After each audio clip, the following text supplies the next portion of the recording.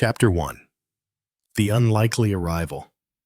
It was a cold evening in late autumn when Isla Hargrave received an unexpected letter at her modest apartment in London.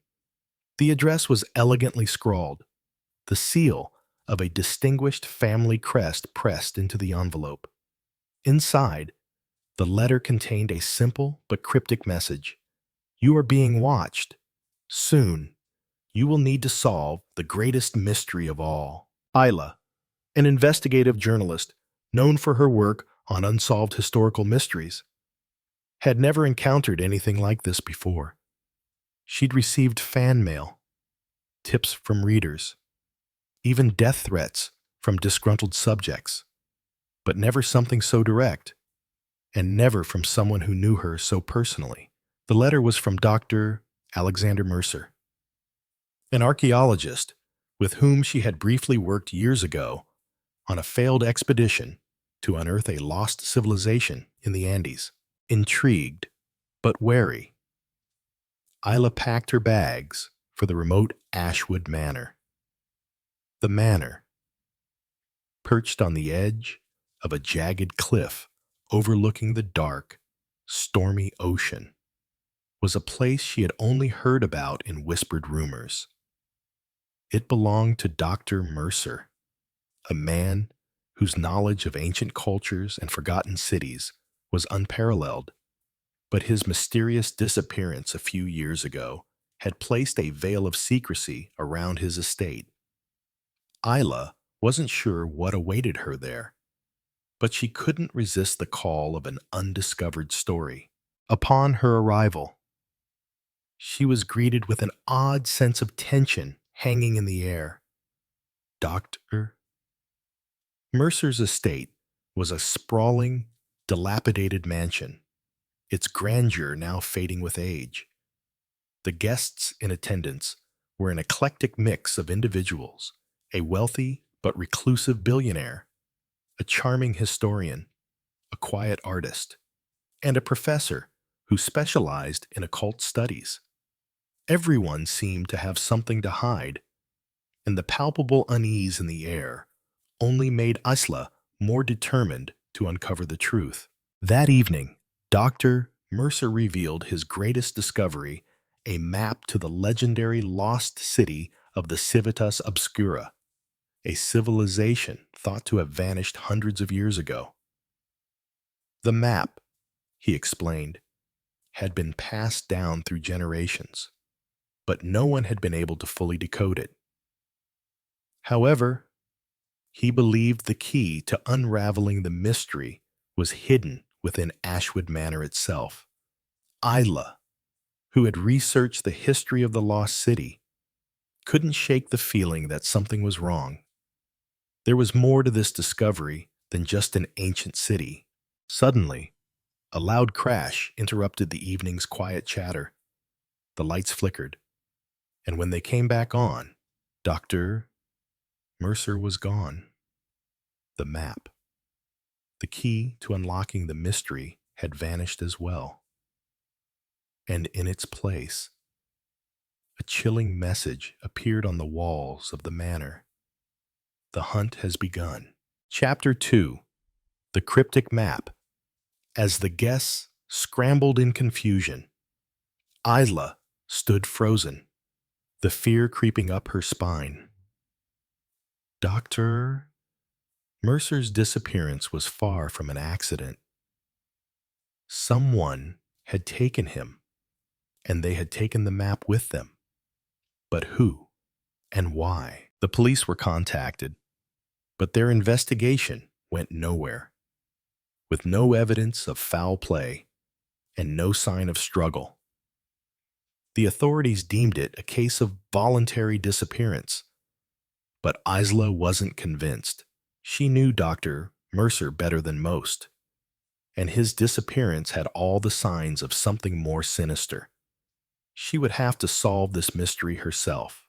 Isla began her own investigation, sneaking into Dr. Mercer's private library, a place she had visited years ago when they worked together. As she sifted through dusty books and ancient texts, She uncovered a series of cryptic notes that Dr. Mercer had made in the margins of a forgotten manuscript. They were written in a mix of Latin and symbols that Isla had never seen before. Then, in the back of the library, she found a hidden compartment in the wall. Inside was an old, weathered journal. As she flipped through its pages, she found references to a secret society, the Order of the Lost Kings. According to the journal, this order had been searching for the map to the Civitas Obscura for centuries, but their true purpose was far darker. The map was not just a key to an ancient civilization, but to an artifact, an object with the power to change the course of history itself. Isla realized then that the stakes were much higher than just finding a lost city. This artifact could hold the power to rewrite history, and if the wrong people found it, the consequences could be catastrophic. Chapter 3: The Web of Lies. With no one to trust, Isla decided to investigate the guests at Ashwood Manor. Each person seemed to have their own secrets, their own motives for being there. As she pieced together the strange behaviors and conversations she had overheard, she began to see a disturbing pattern. Theo Grayson, the billionaire, had a reputation for collecting rare and valuable artifacts, many of which were rumored to be illegally obtained. His fortune had grown from obscure sources, and Isla had her suspicions about the lengths he would go to in order to acquire something as valuable as the map. Selena Moore, the historian, had spent years researching ancient occult practices and had often been seen with the occult texts Dr. Mercer had studied. Her obsession with the supernatural made her a wild card, someone who could have a hidden agenda tied to the map's mystical significance. Felix Owens, the artist, seemed harmless at first, but his recent paintings depicted symbols from the Civitas Obscura, and some of his artwork seemed eerily prophetic. He claimed his work was inspired by his dreams, but Isla suspected that Felix knew more than he was letting on. As she delved deeper into their backgrounds, she uncovered a web of deceit. It seemed that all of them were connected to the Order of the Lost Kings, and each had been involved in some way in the search for the powerful artifact. But the deeper she went, the more dangerous it became. Someone was watching her every move, and Isla started to realize that not all the guests were unaware of the map's significance. One night, Isla received a mysterious phone call. The voice on the other end was distorted, but she could make out one chilling sentence: "You're getting too close. Isla, leave now, or you'll never leave at all." Chapter 4: The Hunt for the City. Despite the threat, Isla couldn't walk away. The pieces of the puzzle were falling into place.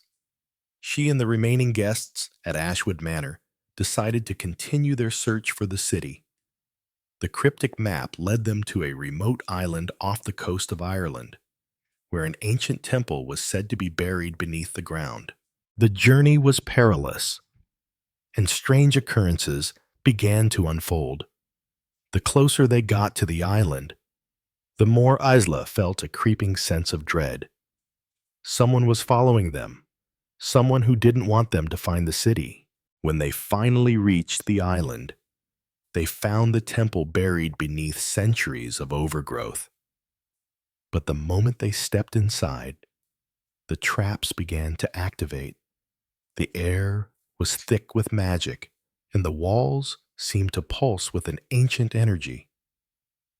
The temple was alive with the power of the artifact, and Isla knew that they were dangerously close to uncovering something no one was meant to know. Chapter 5. The Betrayal. Just when they were on the cusp of discovering the city's location, a shocking betrayal shattered the group. Theo Grayson had been working with Selena Moore all along, and their true purpose was not just to find the city, but to seize the artifact for themselves. They had been using the others, including Isla, to get closer to the hidden power. A deadly confrontation ensues, and Isla is forced to escape with the map and the remaining clues. The artifact's power is real, and now she is the only one who can stop the chaos that will inevitably follow if it falls into the wrong hands. Chapter 6. The Final Choice. Usla and the remaining guests make their way to the heart of the temple, where the artifact is hidden. But as they approach the final chamber, they are confronted by a figure from Isla's past, the true mastermind behind the conspiracy. The artifact is within reach, but Isla realizes that using it could destroy everything she has fought for. The very fabric of reality itself could be torn apart. She must decide whether to destroy the artifact or unlock its power. In a tense final showdown, Isla makes the ultimate decision. She shatters the artifact, ensuring that its power will never be used again.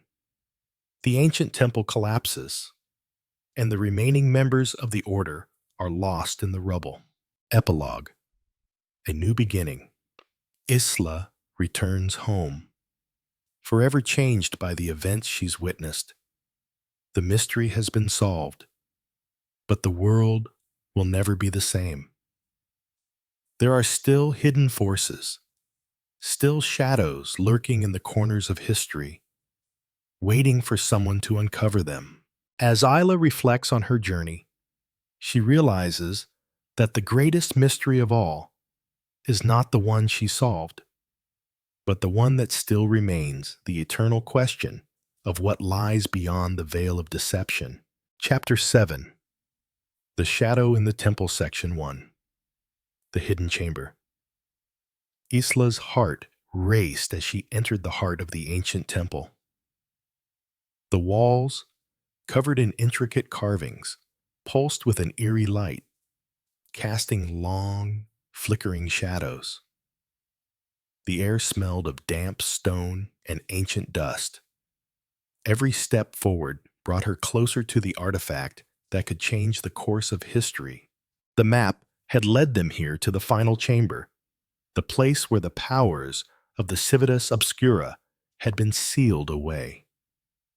But as she approached the center of the room, Isla's sense of unease deepened. It wasn't just the artifact she feared. It was the feeling of something watching them. It was as though the walls themselves were alive, whispering secrets that were better left undisturbed. Beside her, Theo Grayson and Selena Moore exchanged tense glances. Their betrayal had left Isla more cautious, but she had no choice now but to trust that they could reach the artifact before they could turn on her. They had to finish what they had started, but Isla couldn't shake the feeling that someone else was in this temple with them. Someone who had been waiting for them all along. The temple grew colder as they advanced. The walls opened into a larger chamber where a pedestal stood, bathed in a faint, unnatural glow.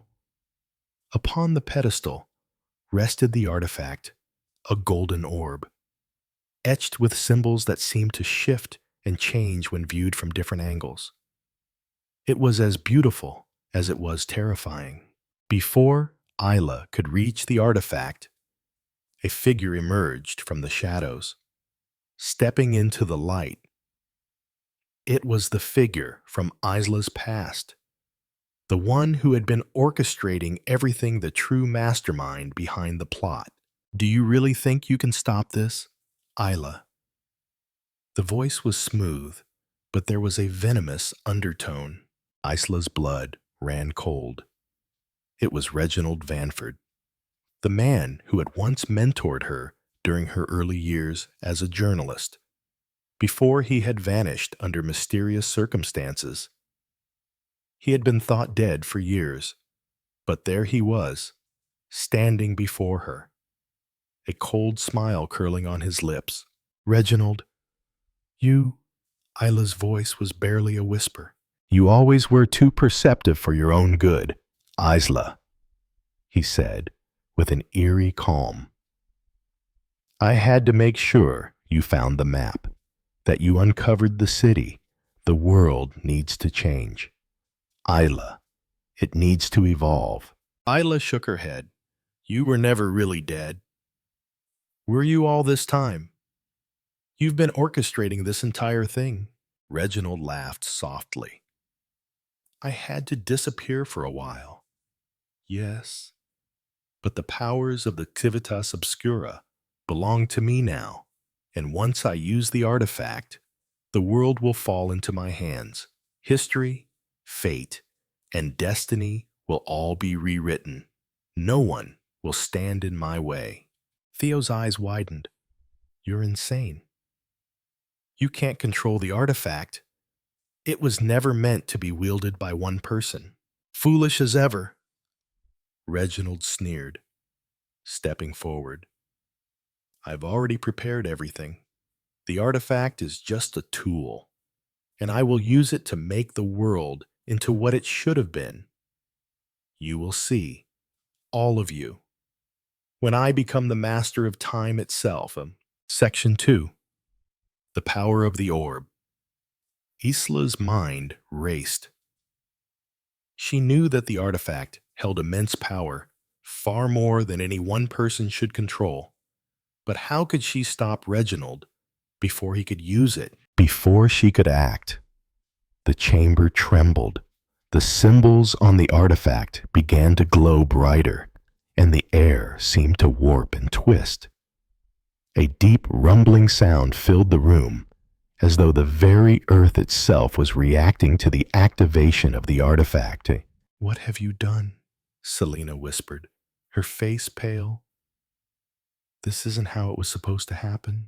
Reginald grinned, his eyes gleaming with excitement. It's begun. Now, the world will be mine to shape. The room was bathed in a blinding light, and Isla felt herself being pulled towards the artifact, as if the very fabric of time was tearing open.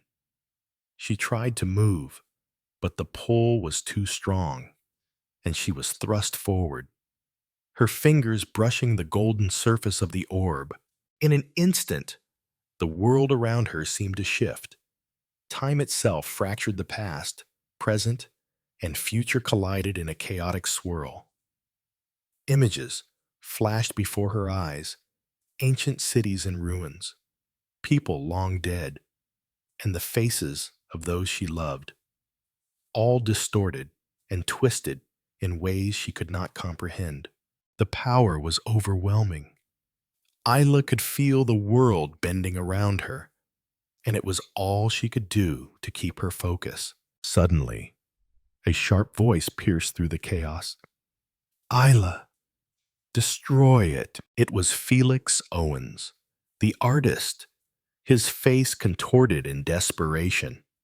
He had been silent throughout the entire journey, but now Isla saw him in a new light. He had always known more than he had let on. His paintings, his cryptic sketches, they had all been leading them here, to this very moment. Isla's mind snapped back to reality. She realized that she had to act, and quickly. If Reginald activated the artifact fully, it would be too late. The world would be forever changed. With every ounce of strength, Isla wrenched the artifact from its pedestal. As she held it, The golden orb pulsed with an energy so strong that it almost consumed her.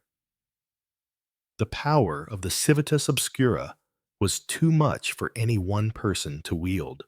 Isla, stop, Reginald shouted, his voice cracking with rage. You don't know what you're doing. But Isla wasn't listening. She had seen the truth. The artifact was not meant to control time, it was meant to be destroyed. Only by destroying it could they stop the chaos, the unraveling of history itself. With one final, determined motion, Isla slammed the artifact onto the stone floor. The room exploded in light, a deafening roar echoing in her ears. Section 3. The Collapse of Time. The shockwave from the destruction of the artifact was unlike anything Isla had ever experienced. Time seemed to stop. The walls of the temple cracked and crumbled, and the ground beneath their feet shook violently. It was as if the very foundation of reality was breaking apart. Isla could hear Reginald's desperate cries as he tried to reach her, but his voice was swallowed by the chaos. The temple was collapsing. The very air around her was charged with the energy of the artifact, and it was threatening to tear the world asunder. But then, just as suddenly as it had started, the chaos stopped, the light faded, the rumbling ceased, and everything fell silent. Isla found herself standing amidst the ruins of the temple. The artifact was gone, shattered into countless fragments that now lay scattered across the ground.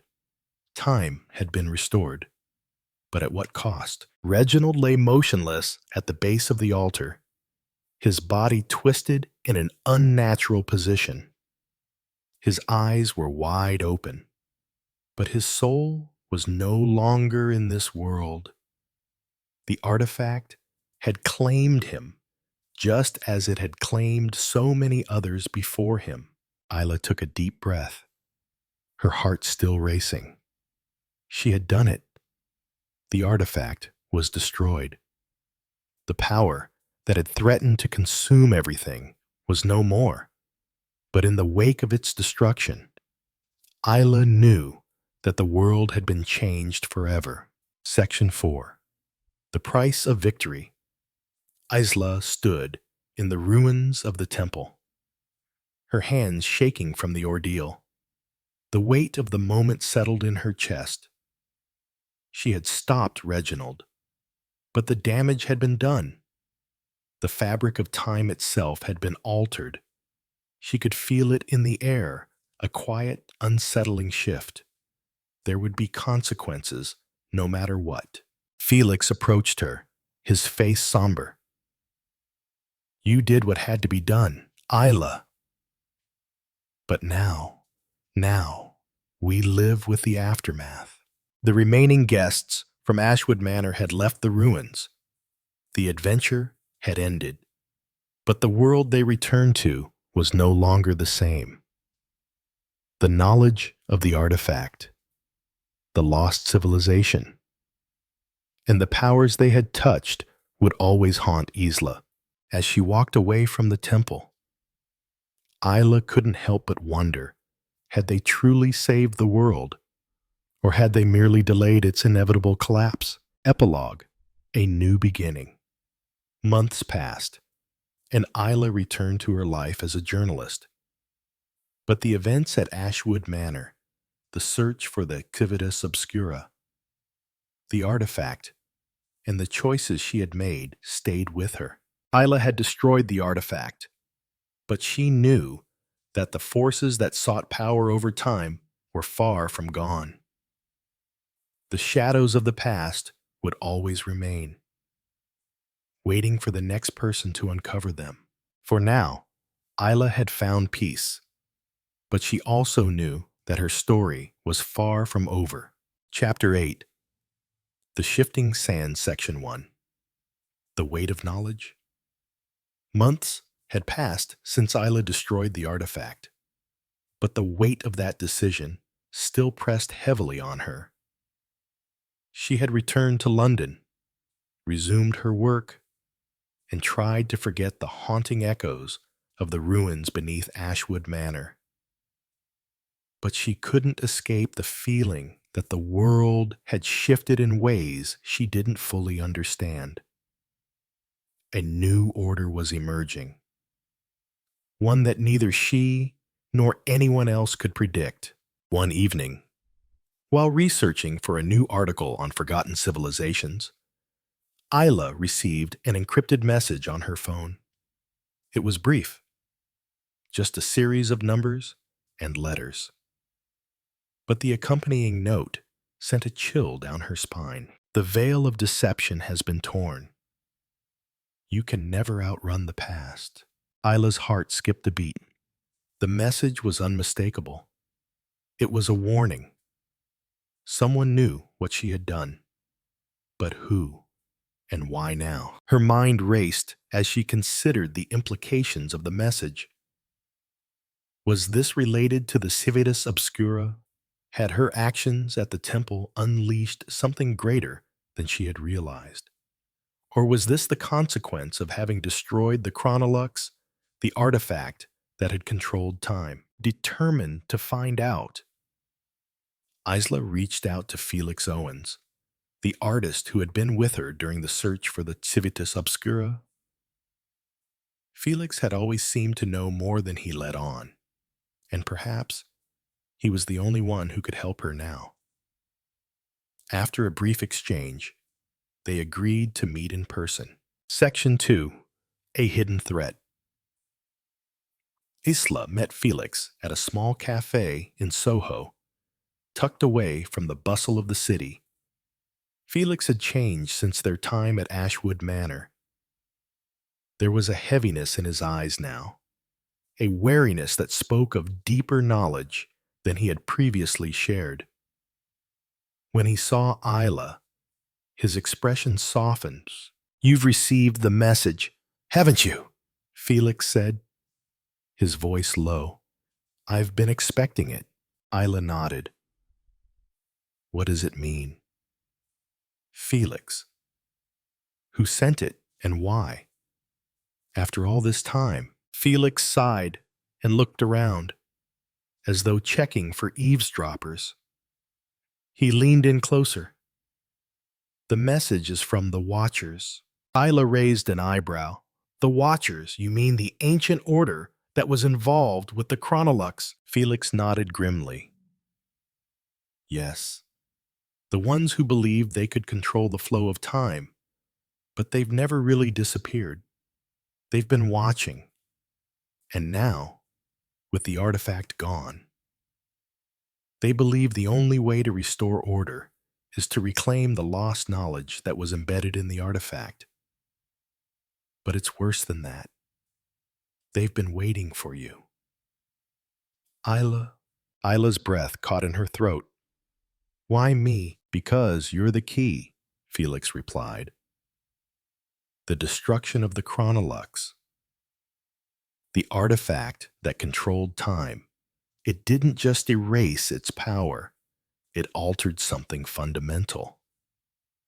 The Watchers know you were the one who broke the cycle, but they also know that, like the artifact, you are tied to something ancient."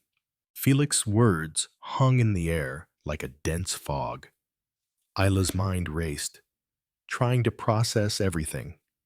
"So, they think I have the power to control time." "No," Felix said, shaking his head. "They believe you have the power to destroy it for good, and they'll stop at nothing to make sure you can't. The past can never truly be erased." Isla. "And there are those who will always fight to ensure that the past is preserved no matter the cost." Section 3. The Watchers Return. Felix and Isla continued to meet secretly over the following weeks, piecing together the mystery of the Watchers and the impact Isla's actions had on the delicate fabric of time. It seemed that every clue they uncovered led to a deeper, more troubling conclusion. The destruction of the Chronolux had not ended the Watcher's power. It had merely scattered it across the world, waiting to be gathered once again. They discovered that the Watchers had infiltrated every corner of society, from governments and corporations to underground organizations. They had operated in the shadows for centuries, manipulating history and ensuring that certain events, certain outcomes were always achieved.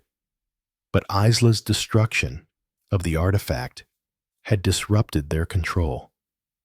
And now, they were desperate to restore the balance. One day, Isla received an encrypted package at her apartment. Inside, there was a map, the same map she had seen before, the one that had led her to the Civitas Obscura. But this map was different. It had been updated, and several new locations had been marked with red ink. These locations were scattered across the globe, each one tied to an ancient site of power, hidden deep within forgotten civilizations. The Watchers were searching for these sites, and they knew that Isla, the one who had broken the cycle, was the key to unlocking them. Felix's face grew pale as he studied the map. They're hunting for the Veil of Deception. Isla looked at him in confusion. The Veil of Deception. The Veil, Felix continued, is an ancient concept. It represents the boundary between reality and illusion, between what can be seen and what is hidden. The Watchers believe that if they can control the veil, they can manipulate not just history, but the future itself. They can become time. Isla shook her head. But how can we stop them? They already have the map. They know where these sites are. Felix's voice hardened. We don't stop them by hiding. We stop them by finding the final piece of the puzzle, the source of the veil. And I believe I know where it is. Chapter 9. The Final Piece, Section 1. The Hunt for the Source. Felix led Isla to a remote island off the coast of Greece, where ancient ruins lay hidden beneath the sea. According to his research, this was the final location marked on the updated map, the site that the Watchers believed held the ultimate power, the source of the Veil of Deception. As they arrived on the island, Isla felt a strange pull, an overwhelming sense of déjà vu. It was as though she had been here before, though she had never set foot on this land. The island was eerily quiet, its beauty masked by a sense of foreboding. Ancient statues stood watch over the forgotten city, their eyes long hollowed out by time. Felix had prepared for this moment for years, but now that they were standing on the precipice of discovery, he seemed tense, almost fearful. Isla, you have to understand, what's hidden here is not just an artifact. It's the core of everything, the last vestige of an ancient force that could change the future of mankind. Isla nodded, her pulse quickening. Then let's find it. They ventured deep into the heart of the ruins, passing through hidden passageways and ancient chambers, each one filled with cryptic symbols and carvings. Finally, they reached a central chamber, its walls adorned with intricate murals depicting the rise and fall of civilizations. At the center of the room stood an altar, and atop it was a crystal, glowing faintly with an otherworldly light. This is it, Felix said, his voice barely above a whisper. The source of the veil. Isla stepped forward, but as her fingers brushed the crystal, the ground trembled beneath their feet. The Watchers had found them. Section 2. The Veil Torn. The Watchers burst into the chamber, their leader, a figure cloaked in shadow, stepping forward. "You've done well to bring us here, Isla. But now, it's time to finish what you started." Isla's heart raced as she looked at the crystal. She understood now that the veil was not just a boundary, it was a force that could bend reality itself, and the Watchers intended to wield it for their own gain. Felix stepped forward, raising his hands. "You don't understand. The veil was never meant to be controlled. It was meant to be protected. If you take it, the world will unravel." But the Watchers were unmoved. The leader raised his hand, and the room filled with an intense, blinding light. In that moment, Isla made the choice that would define everything. She shattered the crystal. The light erupted, and the world around them imploded. The fabric of reality itself split, and Isla felt herself being torn from the present. Section 3. The New Dawn. When the light faded, Isla found herself standing alone in the ruins. The Watchers and Felix gone. The island, the chamber, and the veil had all disappeared. But the world felt different. It felt new. Time had reset, not in the way the Watchers had intended, but in a way that restored balance. Isla realized that the veil of deception had been destroyed, not just for herself, but for everyone. The Watchers no longer controlled time, and the world was free from the cycle of manipulation. As she walked away from the ruins, Isla felt a sense of peace. The future was now uncertain, but it was hers to shape. The story had ended, but her journey was just beginning. Chapter 10. The Echoes of Time, Section 1. The Aftermath. The destruction of the crystal had been violent, but the silence that followed was deafening. Isla Hargrave stood alone, her hands still trembling from the enormity of the decision she had just made. The chamber around her, once alive with the pulsing energy of the veil, was now eerily still. The ruins of the ancient city, the island, and the portal to another world were gone. Isla took a deep breath, feeling the weight of what had happened settling into her bones. She had destroyed the artifact, broken the cycle, and erased the veil that had manipulated time and history. Yet, as the dust settled, she couldn't shake the feeling that the ripples of her actions were just beginning. Time, it seemed, wasn't something easily controlled, and she had just rewritten its course. Was the world now free from the Watcher's influence?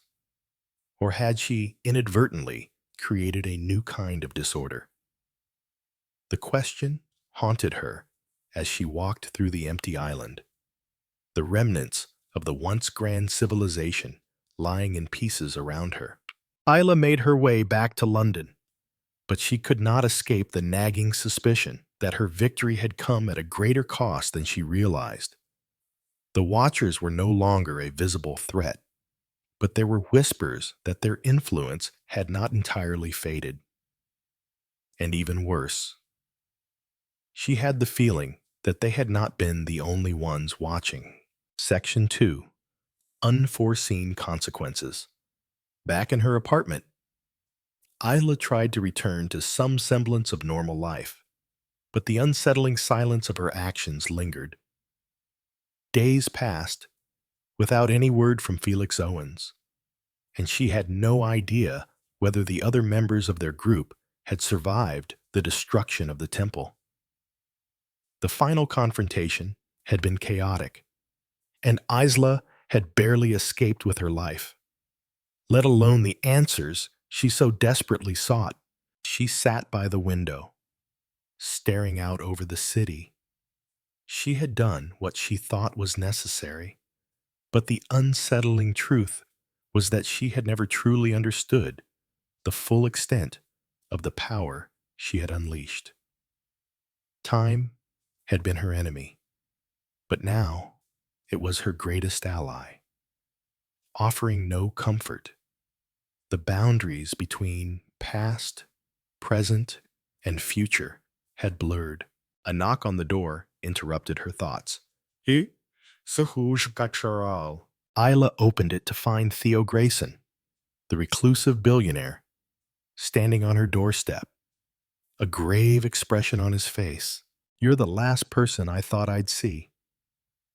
"Theo," Isla said, her voice tinged with surprise. "I thought you were gone." Theo gave her a wry smile, though it lacked its usual charm. "I almost was," he admitted, "but there's something you need to know. Something I've discovered that I couldn't ignore." He stepped into the apartment, and Isla led him to the sitting room. "What is it?" she asked, her heart picking up pace. "I've been investigating something ever since we left the island." Theo began, his voice serious. "You destroyed the artifact, Isla. But I don't think the Watchers were the only ones seeking it. Someone else was following us. Someone who has been working in the shadows, pulling the strings behind the scenes." Isla's pulse quickened. "Who?" Theo hesitated, then pulled out a small notebook from his coat pocket. He opened it to a page marked with strange symbols and diagram. "The Chronomancers," he said, his voice low. "They were a secret sect that predated the Watchers. They've been watching the artifact for centuries, and it's no coincidence that you were drawn into this." Isla stared at the symbols, recognizing some from the ruins they'd uncovered on the island. "The Chronomancers," she repeated, her mind racing. "How did they find out about me?" "They knew about you before you even stepped into the picture," Theo replied. "They've been manipulating events for far longer than you realize. And I think they're preparing for something worse than what the Watchers had planned." Isla leaned forward, her curiosity piqued. "Worse than the Watchers, how?" Theo's eyes darkened. "The Chronomancers control more than time. They control memories, the past itself. They can rewrite events, alter them. And they're trying to reshape history so that the world bends to their vision." Section 3. The Hidden Thread. The revelation about the Chronomancers sent a shiver down Isla's spine. She had thought the Watchers were the true threat, that they were the ones who had controlled the course of history.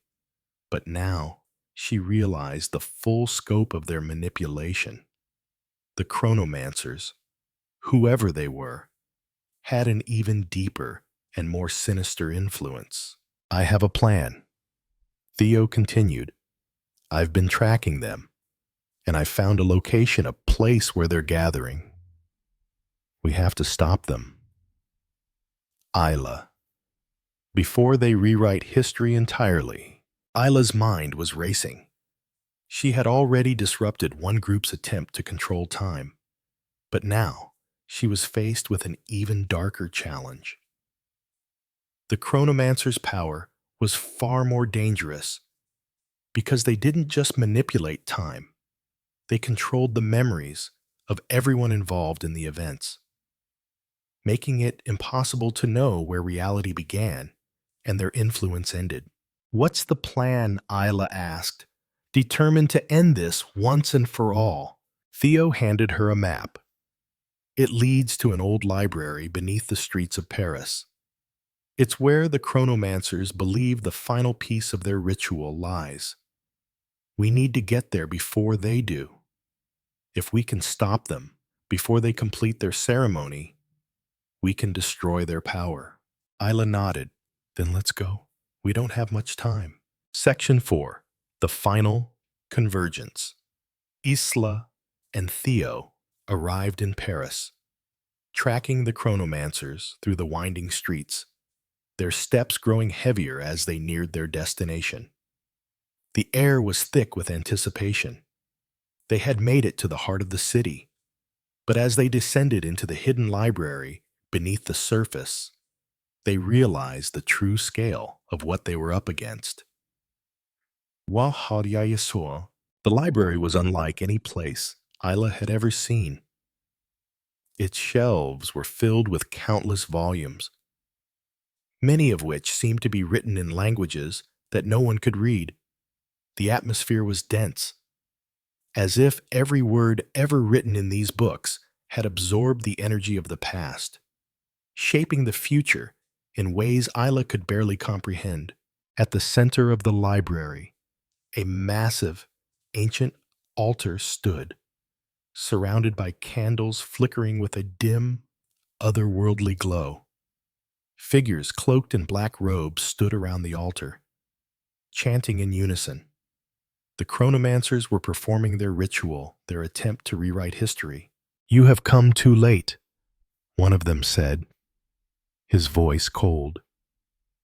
"Time cannot be undone. The past will be restored, and the world will follow our lead."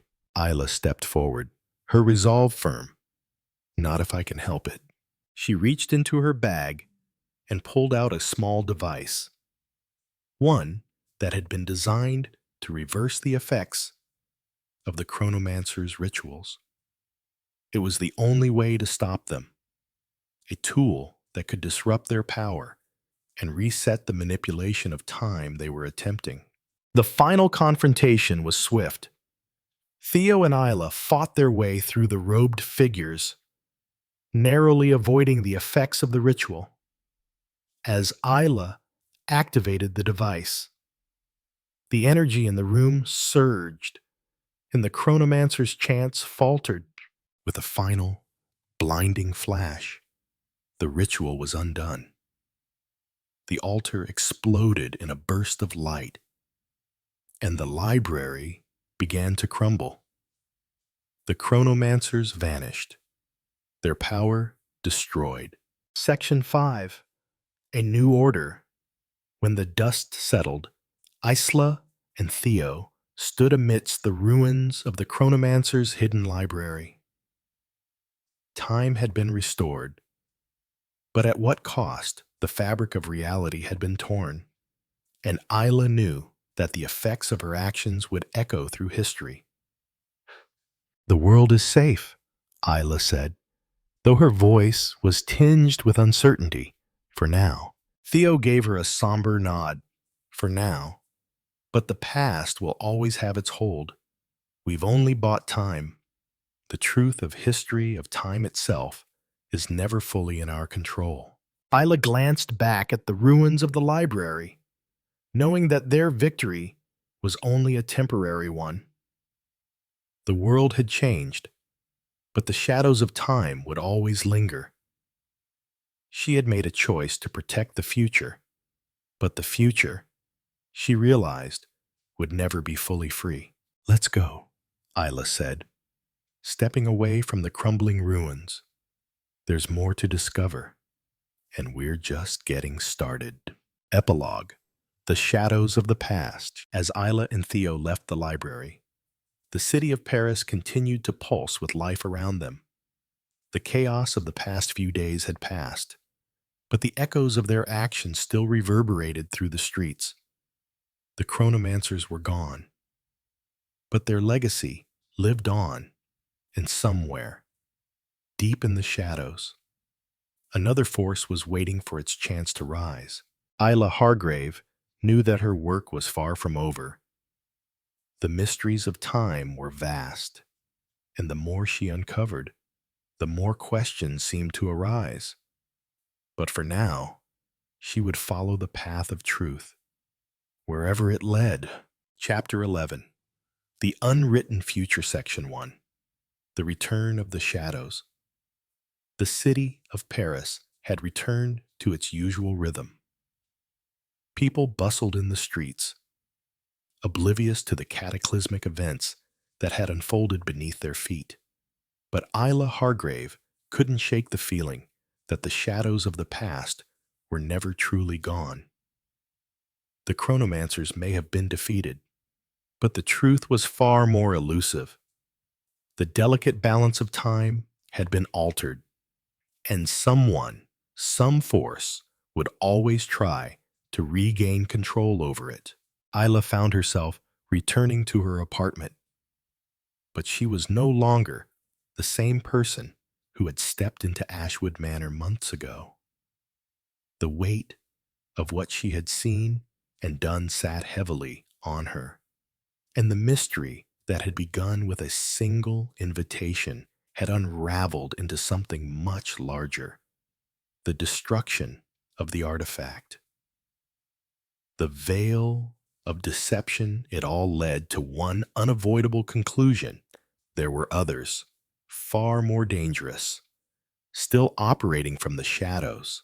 That night, as Isla sat at her desk, sifting through the remnants of the ancient manuscripts they had uncovered, a knock at the door interrupted her thoughts. She opened it to find Felix Owens, the quiet artist, standing with a grim expression. "I thought you were done with this," Isla said, surprised by his visit. "After everything, why are you here?" Felix's eyes were darker than usual, as if burdened with the knowledge he'd kept hidden. "There's something you need to understand. Isla, the chronomancers were only a part of a much larger game. They were trying to rewrite history, yes, but they were also protecting something far more dangerous, something that's been buried for centuries." Isla frowned, stepping aside to let him in. "What are you talking about?" Felix handed her a small, ancient scroll. The symbols on the parchment were unlike anything Isla had ever seen before. The language written in a twisted, almost unnatural script. "This," Felix said softly, "is the map to something older than the chronomancers, something that predates even the Civitas Obscura." Isla took the scroll carefully, unrolling it to reveal what appeared to be the blueprint of a city. Its architecture and design beyond any known civilization. There was a marked spot, an X, in the center. Felix's voice dropped to a whisper. "They were trying to protect the source." Section 2. The source of power. Isla's pulse quickened as she studied the map. The source. The term was vague, but its implications were anything but. She had thought she had uncovered every layer of the mystery, but this was different. "What is the source?" Isla asked, her mind spinning. "And why were the chronomancers protecting it?" Felix hesitated for a moment, then sat down opposite Isla, his hands clenched into fists. "The source is said to be the original power that shapes time itself. The chronomancers, and before them, the Watchers, believed that controlling time meant controlling everything: history, reality, fate. But the source is the true heart of it all. Whoever controls it can manipulate not just the past and future, but the very essence of existence itself." Isla absorbed his words, her thoughts racing. The implications were enormous, and the chronomancers, they were trying to protect it from being used. "Yes," Felix replied, "but there's more. The source isn't just a power to be wielded. It's a place. A location where the boundaries between time and space collapse. I believe the Civitas Obscura was guarding it, as was the Order of the Lost Kings. And now, the map. It leads to it." Isla's mind reeled. She'd thought everything had ended when she destroyed the artifact, but it seemed she had only scratched the surface.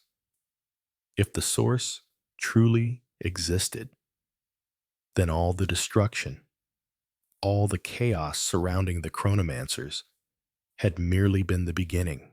"You're saying the source is real?" Isla asked, her voice trembling. "That the map actually leads to it?" Felix nodded grimly.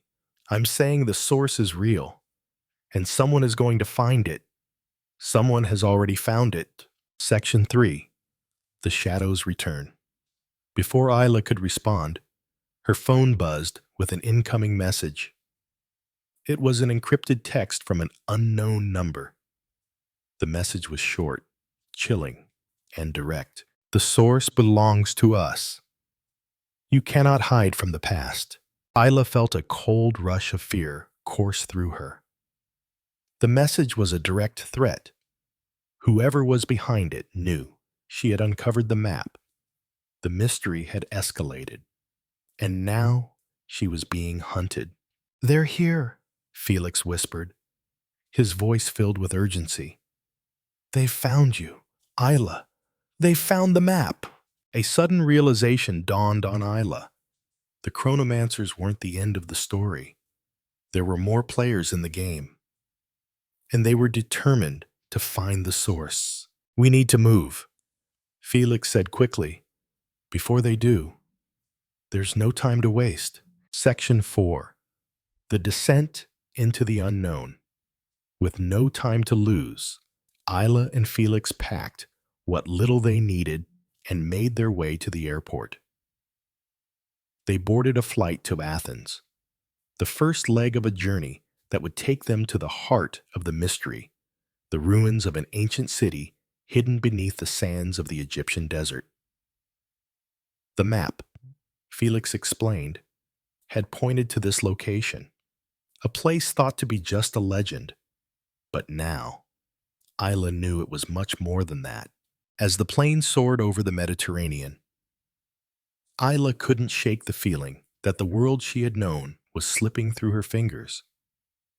The forces she had unknowingly unleashed were already in motion. The Watchers, the Chronomancers, and now the unknown faction hunting the source, each of them sought the same power. She was caught in the middle of something vast, something that no one, not even she, fully understood. And the more she uncovered, the more she realized that the power of the source wasn't just about controlling time. It was about controlling everything. The plane touched down in Athens just before dawn. From there, they made their way to a secluded archaeological site on the outskirts of the city. The site was barely on the map, but Felix had tracked down the location through his research. Isla's heart pounded as they walked through the ruins of what seemed to be an ancient temple, the air thick with history and dust. In the distance, she saw a large stone door with intricate carvings similar to the ones they had seen on the map. "This is it," Felix said, his voice tense. "The entrance to the hidden city." Isla approached the door cautiously, the weight of the moment settling on her shoulders. She could feel the presence of something ancient, something powerful, lurking just beyond the threshold. But they had no choice. They had to proceed. Felix pulled a small tool from his bag and began working at the stone door. It creaked open with a deep, resonating sound, revealing a dark passage leading down into the depths of the earth. "Are you ready for this?" Felix asked, his voice low. Isla took a deep breath, her resolve firm. "I don't think we have a choice." Together, they stepped into the darkness. Section 5. The Final Revelation. The passage was long, winding, and filled with the scent of ancient stone. As they descended further, the temperature dropped, and the air grew heavier. The walls of the tunnel were lined with symbols that Isla recognized symbols from the map. They were getting closer. Finally, they reached the end of the tunnel, where they found an enormous chamber.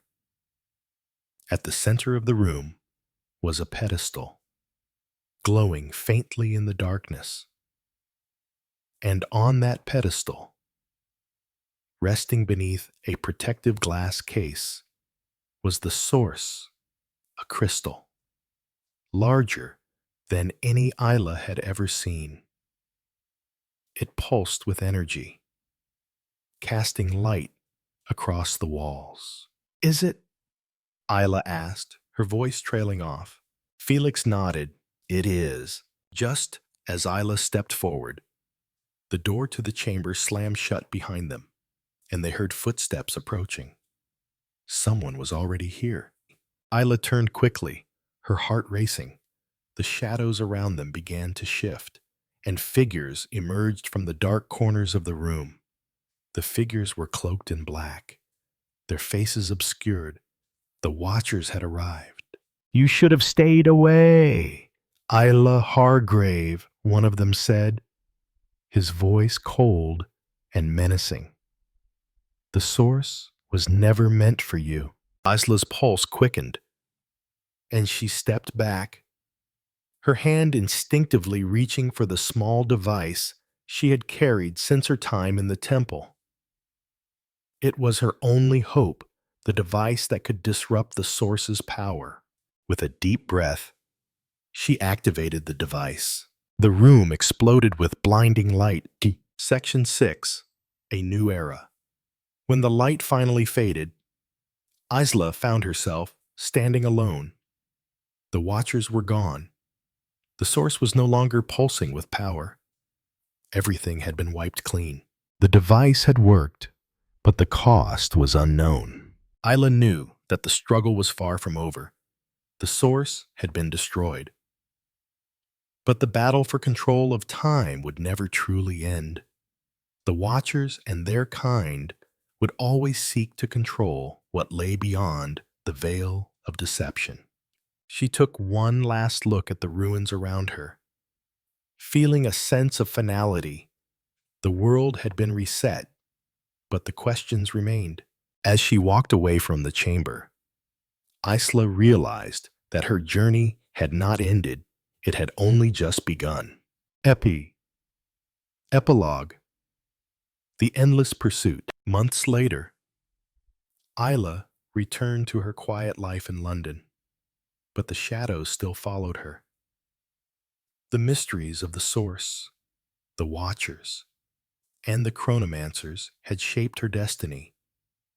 And though she had won the battle, the war for control over time, memory, and fate was far from over. Chapter 12. The Watcher's Legacy. Section 1. The Return of the Forgotten. Isla had returned to London, but she could not escape the memories of what had happened deep within the ruins beneath the earth. The source had been destroyed. Yes, but a lingering feeling of unease had settled in her chest. The Watchers were gone, but their presence, their influence, had left an indelible mark. The world had been reset, but Isla had come to realize that the fight for control of time was not one that could ever truly end. It had been months since the destruction of the source, and Isla had returned to her work, trying to live a quiet life once again. But every phone call, every piece of news, felt like a whisper from the past, reminding her of the darkness that still lingered. One evening, as Isla sat at her desk, going over old research, her phone buzzed. The encrypted message was brief. "They are returning. Prepare yourself." Isla's heart skipped a beat. She hadn't received a message like this since the days leading up to the discovery of the Chronomancers. The sender was untraceable, but the words were unmistakable. Something was coming. Someone was returning. She stood up quickly, pacing the room, her mind racing. Who was still out there? And what did this new threat mean? The destruction of the source had halted the immediate danger, but Isla had the undeniable feeling that this was just the beginning of something far worse. Section 2. The Legacy of the Watchers. The next day, Isla found herself back at the library, reviewing the old texts she had painstakingly cataloged over the years. She had spent countless hours studying the chronomancers, the watchers, and the ancient societies that had sought to manipulate time and reality. The discovery of the source had revealed more than she had ever anticipated, but there were still so many unanswered questions. The texts she had collected described the Watchers as an ancient order, one that had been born out of a deeper knowledge of the cosmos. They weren't just time manipulators, they were custodians of the flow of history. But the Watchers had always been mysterious, their true motives shrouded in secrecy. They had long manipulated historical events for their own purposes, using the power of time to ensure that their plans succeeded. But Isla knew now that the Watchers weren't the only force at play. The chronomancers, the ancient secret societies, and even the lost civilizations had all played a part in the tangled web of history. She had thought she had destroyed their power. She had thought the source's destruction had been the end.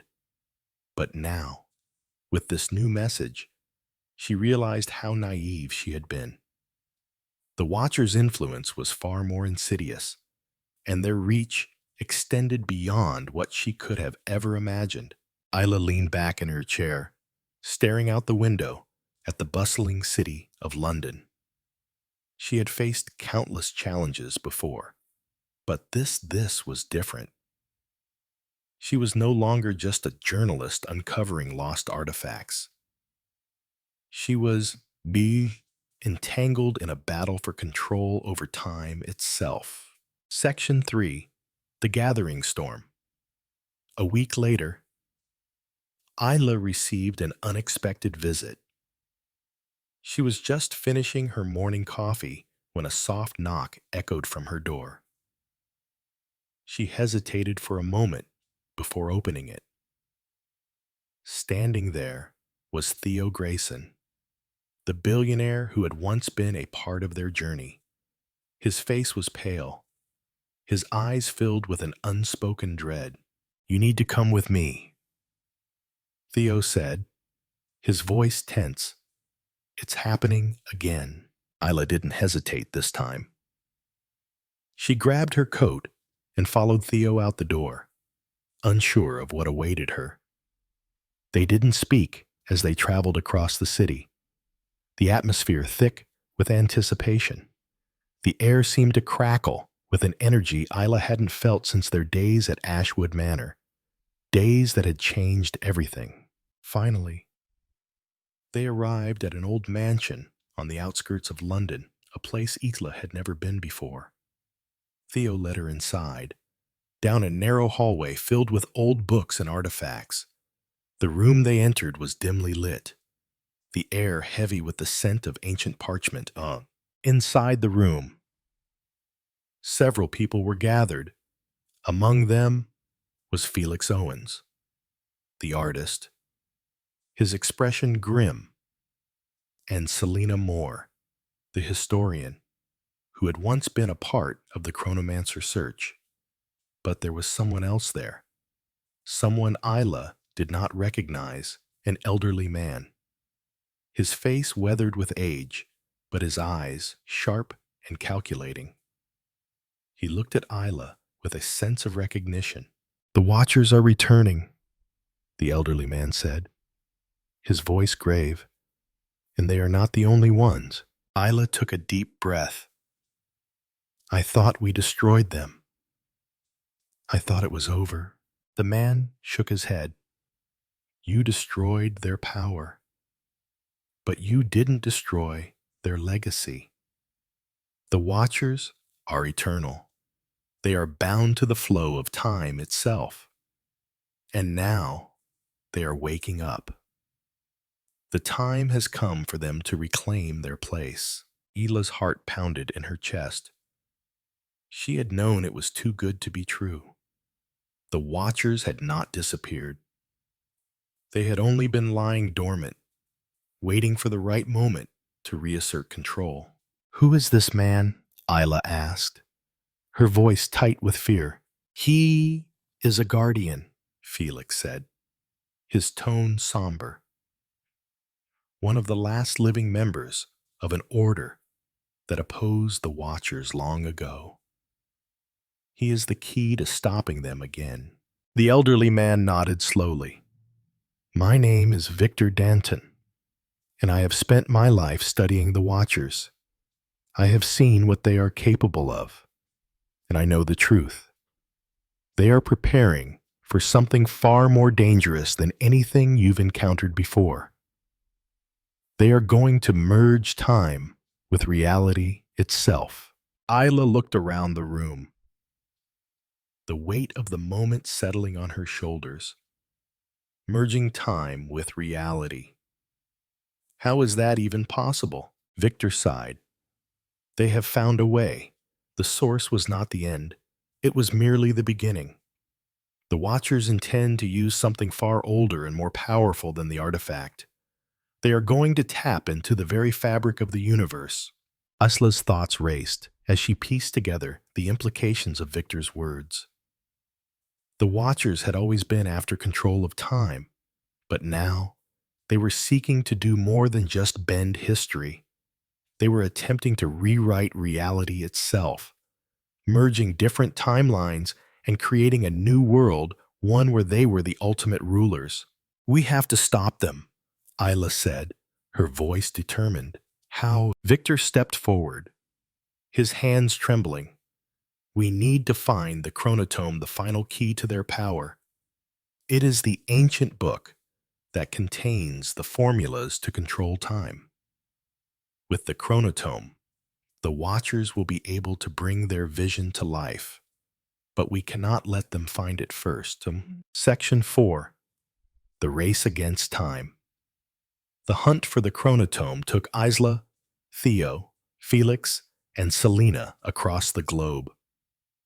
They followed the clues hidden in ancient texts, traveling to forgotten ruins in the jungles of South America, to cryptic libraries in the Middle East, and to abandoned temples buried beneath the sands of Egypt. Everywhere they went, they could feel the Watchers closing in on them, their influence growing stronger. It became clear that the Watchers were not just manipulating time, they were manipulating space, bending the very laws of reality to their will. Strange phenomena began to occur. Wherever the Watchers were involved, people disappeared without a trace. Entire buildings were erased from history, and memories of past events were altered. The closer Isla and her team got to the chronotome, the more dangerous their journey became. The Watchers had already infiltrated powerful organizations, and now they were using those resources to track down the chronotome's location. And yet, despite the dangers, Isla couldn't help but feel a strange sense of determination. She had faced these forces before. She had fought to protect the world from their control. But this time, the stakes were higher than ever before. Section 5. The Final Stand. After months of searching, Isla and her team finally reached the location of the chronotome, hidden deep within a cavern beneath the ruins of an ancient city. The Watchers were close, but they were not prepared for the final confrontation that awaited them. As they entered the cavern, Isla felt a deep, resonant pulse of energy. The chronotome was alive, and it was calling to her. She could feel the power it contained, but she knew that they could not allow the Watchers to take it. In the final battle, Isla and her team faced off against the Watchers in a dramatic showdown. It was a race against time itself. As Isla struggled to destroy the chronotome before it could be activated, with a final, desperate act, Isla shattered the book, sending a shockwave of energy through the cavern. The Watchers screamed in fury as their power dissipated into nothing. As the dust settled, Isla knew that their battle had been won, but the fight was never truly over. The Watchers might be gone for now, but the legacy of time would always remain. Epilogue: The Unwritten Future. Isla returned to her quiet life, but the shadows of the past would never leave her. The Watchers, the Chronomancers, and the endless manipulation of time had shown her the fragility of reality itself. She had defeated them once, but she knew that the battle for the future was never truly over. And as she sat by her desk, writing the final words of her journey, Isla realized that the true mystery of time, the one she had dedicated her life to solving, was one that could never be fully understood. The future was unwritten, and the past was always in flux. But for now, she had made her peace with the present. The rest of the world would have to wait. Chapter 13. The Unseen Hand, Section 1. Echoes of the Past. Ela Hargrave had thought the story was over, that the destruction of the chronotome had sealed the fate of the Watchers and their twisted plans to manipulate reality. But as the days turned into weeks, a quiet unease began to grow within her.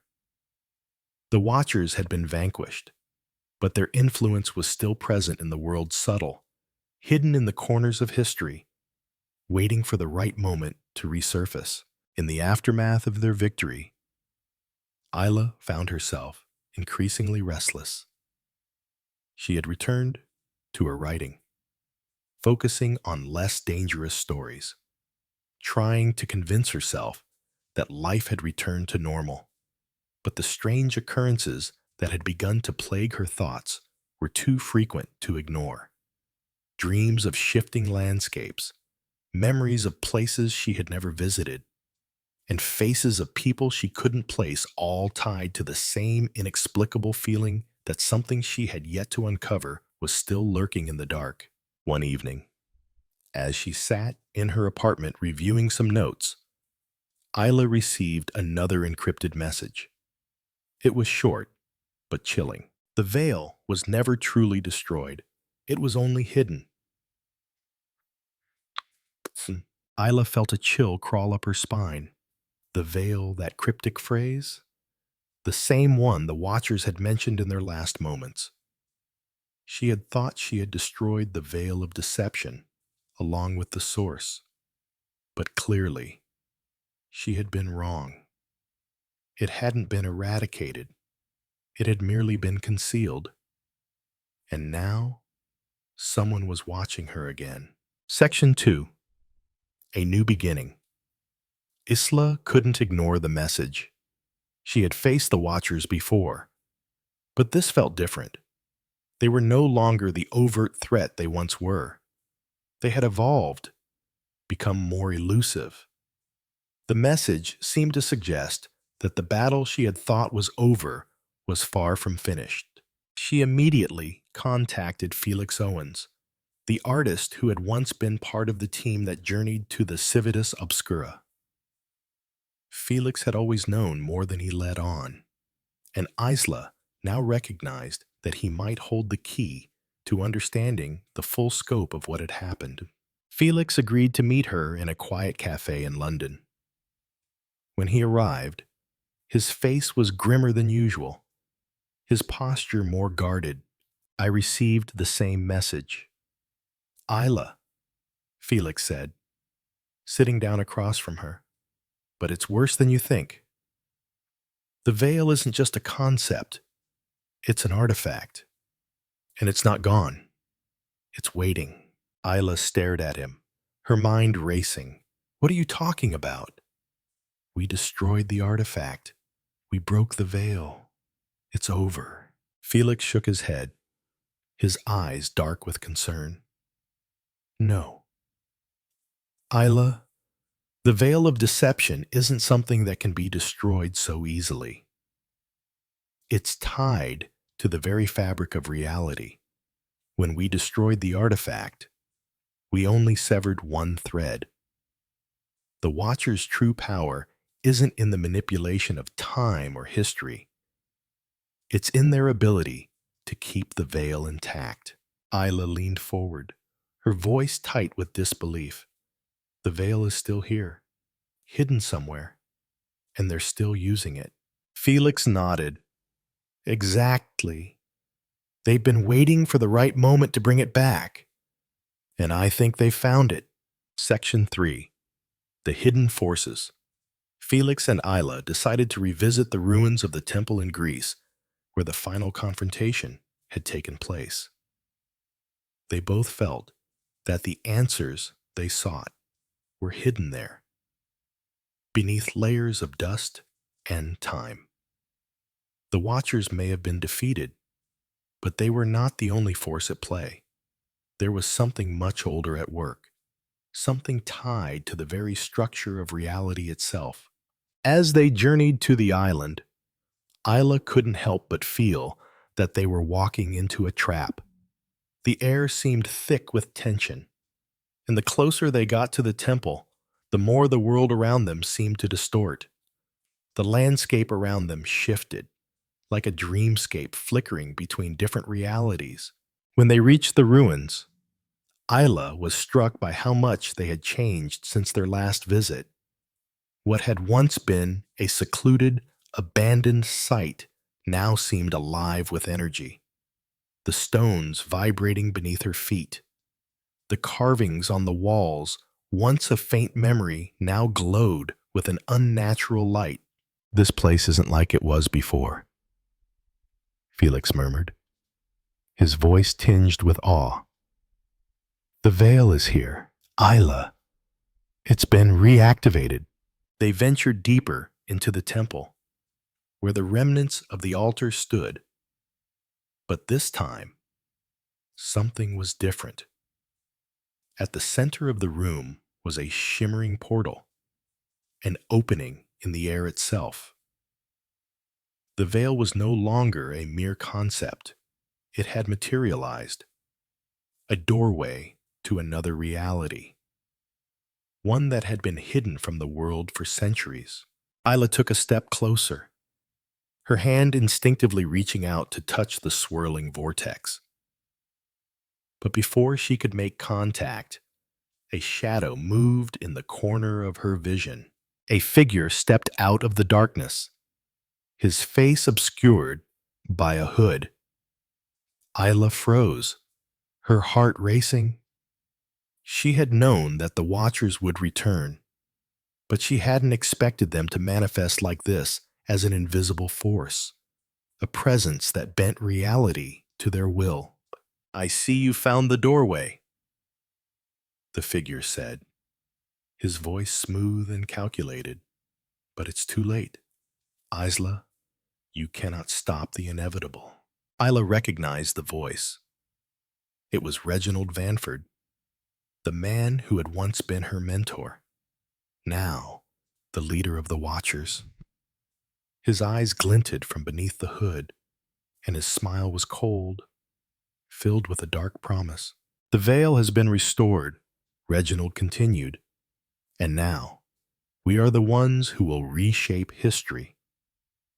The source was merely a stepping stone.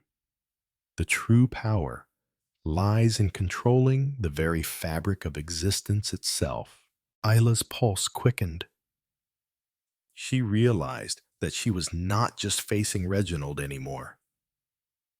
She was facing the embodiment of the Watcher's power, the ability to manipulate reality itself, to bring back lost histories and futures, and to control everything that was and ever would be. Section 4. The Final Choice.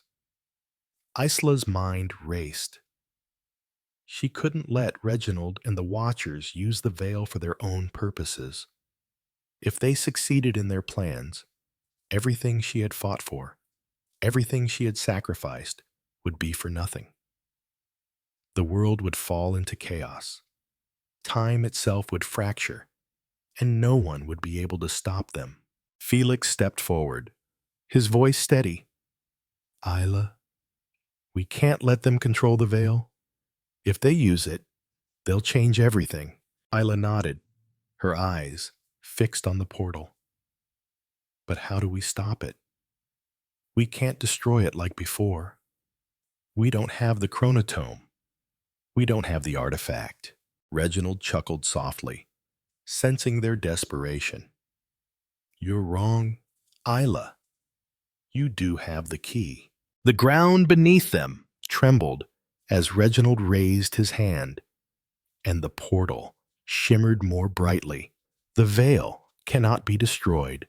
It can only be redefined. Isla felt the weight of his words settle in her chest. If Reginald and the Watchers could reshape reality, there was only one thing they needed to do: reset the balance. Return the world to its natural state. She turned to Felix, her voice firm. We need to break the veil, but not destroy it. We need to reconfigure it to make sure it can't be manipulated by anyone. Felix understood immediately. We use the last of the energy from the artifact. We turn the veil into a door, not a weapon. But Reginald stepped forward, his laugh echoing through the chamber. You think you can stop us, Isla? You think you can rewrite the very laws of existence? Isla's fingers tightened around the stone relic she had carried from the temple, the only part of the chronomancer's work that remained. She raised it high and focused all her energy into the veil. Her mind whirled as she sought to reshape the portal, to make it a doorway of truth, not of power. The veil trembled violently, flickering between realities. With a final, heart-stopping moment, the fabric of time was torn apart, and then it was restored, but in a way that had never existed before. A new balance was forged. The Watcher's power dissolved.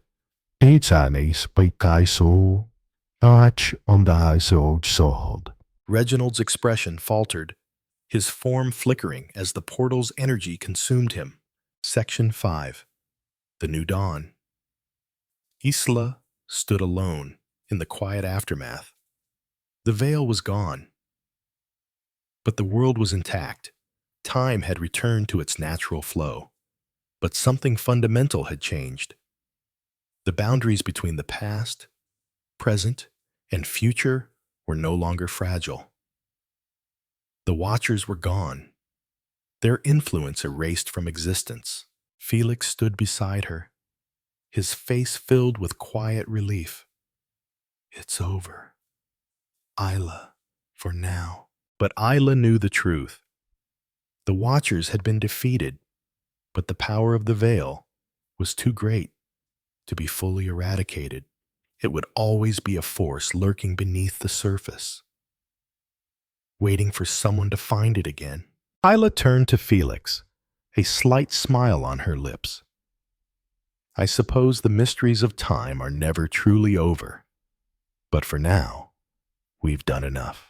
As they walked away from the ruins of the temple, Isla realized that the future was no longer a destination. It was a journey, one that would continue, forever unfolding. Chapter 14. The Veil's Echo, Section 1. Fractured Realities. Isla Hargrave's victory over the Watchers had been bittersweet. Though the veil had been redefined, the power it held had not disappeared. It had simply been transformed. The world seemed to have returned to normal, but Isla knew better. The veil that separated reality from the unknown had only been shifted, not eradicated. And with that shift came the unsettling realization that their battle was far from over. Isla had thought that the Watchers were the greatest threat to time itself. Now, she understood that time was more fragile than she had ever imagined. The chronomancers, the Watchers, and the hidden forces that had always manipulated history had merely been the surface of a deeper, far-reaching network of power. But what lay beneath the surface? And who would step into the vacuum now that the Watchers were gone? For weeks, Isla kept her suspicions to herself, but the unease that had crept into her life after the destruction of the chronotome only deepened. The fabric of reality had been altered, and every time she thought she could return to normal life, something strange would happen. A memory would flicker and change. A person would appear in her life with an untraceable history, and the familiar world around her would twist, just slightly, like a mirror that refused to reflect the truth. She had been trying to distance herself from the chaos when she received another message. This time, the message was different. It was not encrypted, nor was it from an unknown sender. It was a name, Alexander Mercer. Isla's blood ran cold. Dr. Alexander Mercer, the archaeologist who had brought her into the world of ancient artifacts and long-lost secrets, had been presumed dead for years. But now, his name had appeared in the message. And it wasn't just a name. The message included a time and place: London, midnight. It was a summons, but from whom? Section 2. The Return of the Unseen. Mentor. Isla arrived at the address given in the message, a quiet building in the heart of London's historic district. The moonlight cast long shadows across the narrow streets, and a sense of foreboding crept over her as she approached the door. She didn't know what to expect, but she knew this wasn't just another of her old cases. This felt different, almost like she was walking into a trap. The door creaked open as she approached, and inside stood Dr. Alexander Mercer himself. His appearance was almost unchanged, save for the faint lines of age that had appeared over the years. "You're not dead," Isla said, her voice tinged with disbelief. Mercer's lips curved into a thin smile, though his eyes were filled with secrets. Not in the traditional sense.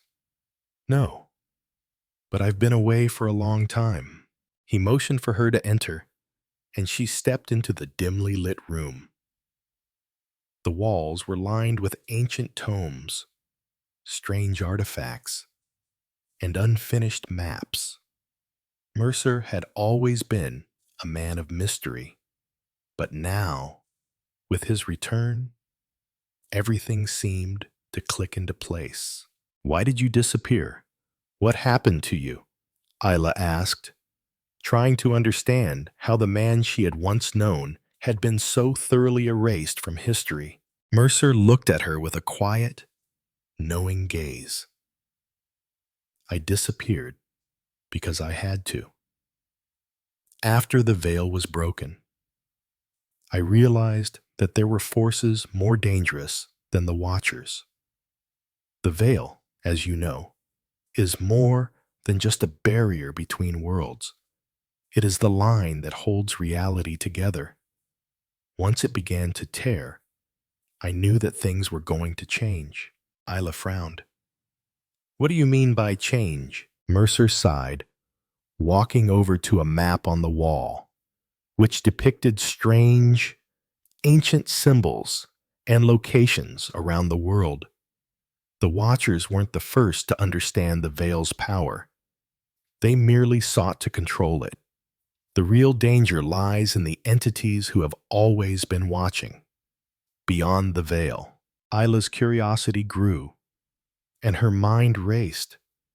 Who are these entities? Mercer turned to face her, his expression grave. They are the architects, creators of reality itself, the Watchers, the Chronomancers, and others. They were nothing but pawns in the architect's game. And now, the veil is weakened. The architects are waking, and they will come for us all. Section 3. The Architect's Game. As Mercer spoke, Isla's heart sank. The Watchers, the Chronomancers, and even the ancient forces she had battled against were only pieces of a much larger puzzle. The architects, whoever they were the ones who truly controlled the fate of the world, and they had been playing a game that Isla had only just begun to understand. The architects have been influencing history for centuries, Mercer continued. Their manipulation of time and space goes far beyond anything we've seen. The veil was their creation, a barrier between their world and ours. But now that the veil is weakening, they will find their way through. And when they do, there will be no stopping them. Isla's thoughts swirled. Why didn't you tell me this sooner? Mercer met her gaze. Because you were never meant to know. The Watchers were always a distraction, a diversion from the real threat. I needed you to destroy the chronotome and break the veil. You've done your part. Now it's time for us to prepare for what's coming. Felt a cold rush of realization. So you knew all along that this wasn't over, that the Watchers were only the beginning. I knew, Mercer confirmed, but I didn't know how to stop them. The Watchers were never the true threat. The architects are something far more ancient and powerful, and they will stop at nothing to reshape reality according to their design. Section 4. The Architect's Plan. Are the architects the ones who control the veil? Isla asked, trying to piece together the fragments of Mercer's explanation. Not control. Mercer said, the veil was never meant to be controlled. It was a prison. And the architects are the ones who built it. They locked themselves away to prevent anyone from discovering their true power. Isla frowned. But why would they want to reshape reality? What's their end game? Mercer paused, his face clouded with uncertainty. The architects see time as an illusion. They view the world as a canvas, ready to be painted over. To them, history is a tool to be manipulated, and the fabric of reality is their brush. They have no respect for the lives that are part of it. To them, we're just fleeting moments, disposable. Isla's stomach twisted. The consequences of their actions would be devastating. The architect's ability to manipulate time and reality itself was beyond anything she had ever imagined. We can't let them succeed, Isla said, her voice hardening with determination. What do we need to do? Mercer's eyes gleamed with a faint trace of hope. The key to stopping the architects lies within the eclipse stone, an artifact hidden in an ancient city, long thought to be lost. It is the only thing capable of restoring the veil and locking the architects away once more. Isla felt a surge of urgency. Where is it? Mercer handed her a worn map. The ink faded, but the markings clear. In the heart of the Sahara Desert. The eclipse stone is buried beneath the ruins of the City of Stars, where the first of the architects made their mark, and Isla knew what she had to do. The architects had to be stopped. And if the eclipse stone was the key to preventing them from breaking through into their reality, then she would find it. But as she glanced at the map, one thing was clear. The battle was far from over. The future was uncertain.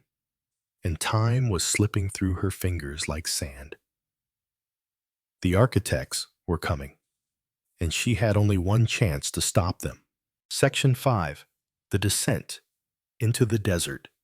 Isla and Mercer set out for the Sahara Desert, their journey guided by the ancient map. The heat of the desert sun pressed down on them as they navigated the vast emptiness, the horizon stretching endlessly in every direction. The city they sought, the city of stars, had been buried beneath the sands for centuries. But Isla was determined. As they neared the site marked on the map, Isla felt a strange sense of dread. The wind howled across the dunes, carrying with it whispers from the past. The ground beneath their feet shifted, and the ancient ruins of the city began to emerge from the sands. It was then that Isla realized the true scale of their mission. They weren't just trying to stop the architects. They were trying to rewrite the future itself. And with every step they took, the past seemed to reach out, pulling them deeper into its grip. Chapter 15. The City of Stars. Section 1. Beneath the Sands. The Sahara Desert stretched endlessly, a vast expanse of shifting sand and heat. Isla Hargrave and Dr. Alexander Mercer had traveled for days, following the worn map that led to the City of Stars, the fabled city buried beneath the sands, hidden away for centuries. Despite the scorching sun and the suffocating heat, they pressed forward, driven by the urgency of their mission. Mercer's words echoed in Isla's mind as they trudged through the sand. The map clutched tightly in her hand. The architects are coming, and if they succeed, reality itself will be rewritten. Isla had never faced a threat like this before. The Watchers had been a dangerous force, but the architects were something far more ancient, their power extending beyond time itself. They weren't merely manipulating history, they were reshaping it. The only way to stop them was to find the Eclipse Stone, an artifact of unimaginable power, hidden in the ruins of the City of Stars. It was said to be the key to locking the architects away once more. But the further they went, the more Isla realized the scale of what they were dealing with. The desert seemed to pulse with a strange energy, as though it was alive, watching them. She couldn't shake the feeling that they were being guided or perhaps hunted. "We're getting close," Mercer said, his voice filled with awe. The City of Stars was a place of great power, a center of ancient knowledge. If the Eclipse Stone is truly here, then it's our only chance. Isla nodded, her resolve hardening. "We can't let the architects get their hands on it. If they do..." Mercer didn't finish the sentence. He didn't need to. The consequences of failure were clear. As they approached a narrow canyon, Isla saw the faint outline of ancient structures rising from the sand. Massive stone pillars, covered in intricate carvings, stood like sentinels guarding the entrance to the city. The City of Stars was real, and it was more magnificent and more terrifying than Isla had ever imagined. Section 2. The Lost City. The City of Stars was a labyrinth of ruins, its streets lined with statues of long-forgotten gods and kings. As Isla and Mercer explored the ancient city, they marveled at the artistry and craftsmanship of the civilization that had once called this place home. The walls were covered in symbols, some familiar and others utterly foreign. But it was the silence that struck Isla the most. The city was eerily quiet, as though it had been abandoned for centuries. "This place," Isla whispered, her voice reverberating in the stillness. "It feels like time itself has stood still." Mercer nodded grimly. The architects built this city. It was their stronghold, a place where they could manipulate time and space. And it is here that the eclipse stone was hidden. As they ventured deeper into the heart of the city, Isla couldn't shake the feeling that something was watching them. The air seemed thicker here, the weight of history pressing down on her shoulders. Every step they took seemed to bring them closer to something ancient and powerful, something they couldn't yet understand. Finally, they reached the central temple, a towering structure adorned with celestial motifs and massive stone doors. The temple was unlike anything Isla had ever seen, its design a fusion of different cultures, as if the architects of the city had pulled knowledge from the farthest reaches of time. "This is it," Mercer said, his voice filled with reverence. "The eclipse stone is inside." Isla stepped forward, her heart pounding in her chest. She reached for the doors, but before she could touch them, a voice echoed from the shadows. "Ishkito, you shouldn't be here." Isla spun around, her hand instinctively reaching for the small device she had kept with her. Standing before them was a figure cloaked in darkness, their face hidden beneath a hood. The figure stepped forward, revealing a familiar, hauntingly cold expression. It was Reginald Vanford, the man who had once mentored Isla, and who had turned out to be one of the leaders of the Watchers. "You," Isla gasped, her voice filled with disbelief. "I thought you were gone. I thought we destroyed your power." Reginald's lips curled into a smile, but it was cold, devoid of warmth. "You destroyed the Watchers, yes, but you have no idea what you've truly unleashed. The architects are coming, Isla, and you are too late." Isla's heart skipped a beat. "What do you mean?" "Too late." Reginald's eyes gleamed with malice. "The eclipse stone is not just a tool. It is the key to unlocking the full power of the veil. And now, the architects are on their way. The stone will merge the dimensions, breaking the boundaries between time, space, and reality itself." Mercer stepped forward, his eyes filled with urgency. "We can't let you do this." "Reginald, the architects have already twisted everything. If they use the eclipse stone, they will control everything." Reginald laughed, the sound echoing off the ancient walls. "You think you can stop them. You think you can undo what has been set into motion. The veil is already slipping, Isla. The architects will come, and they will reshape the world in their image." Isla's mind raced. She had to act quickly.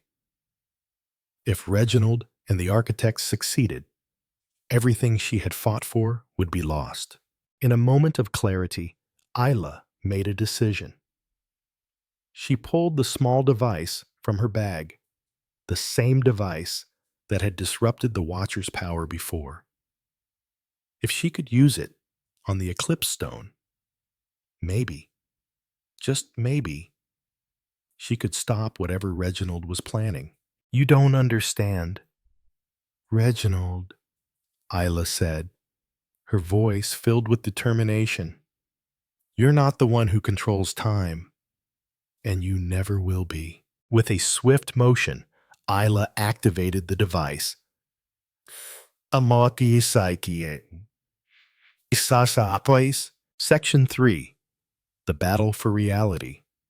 The moment Isla activated the device, The entire temple began to shake.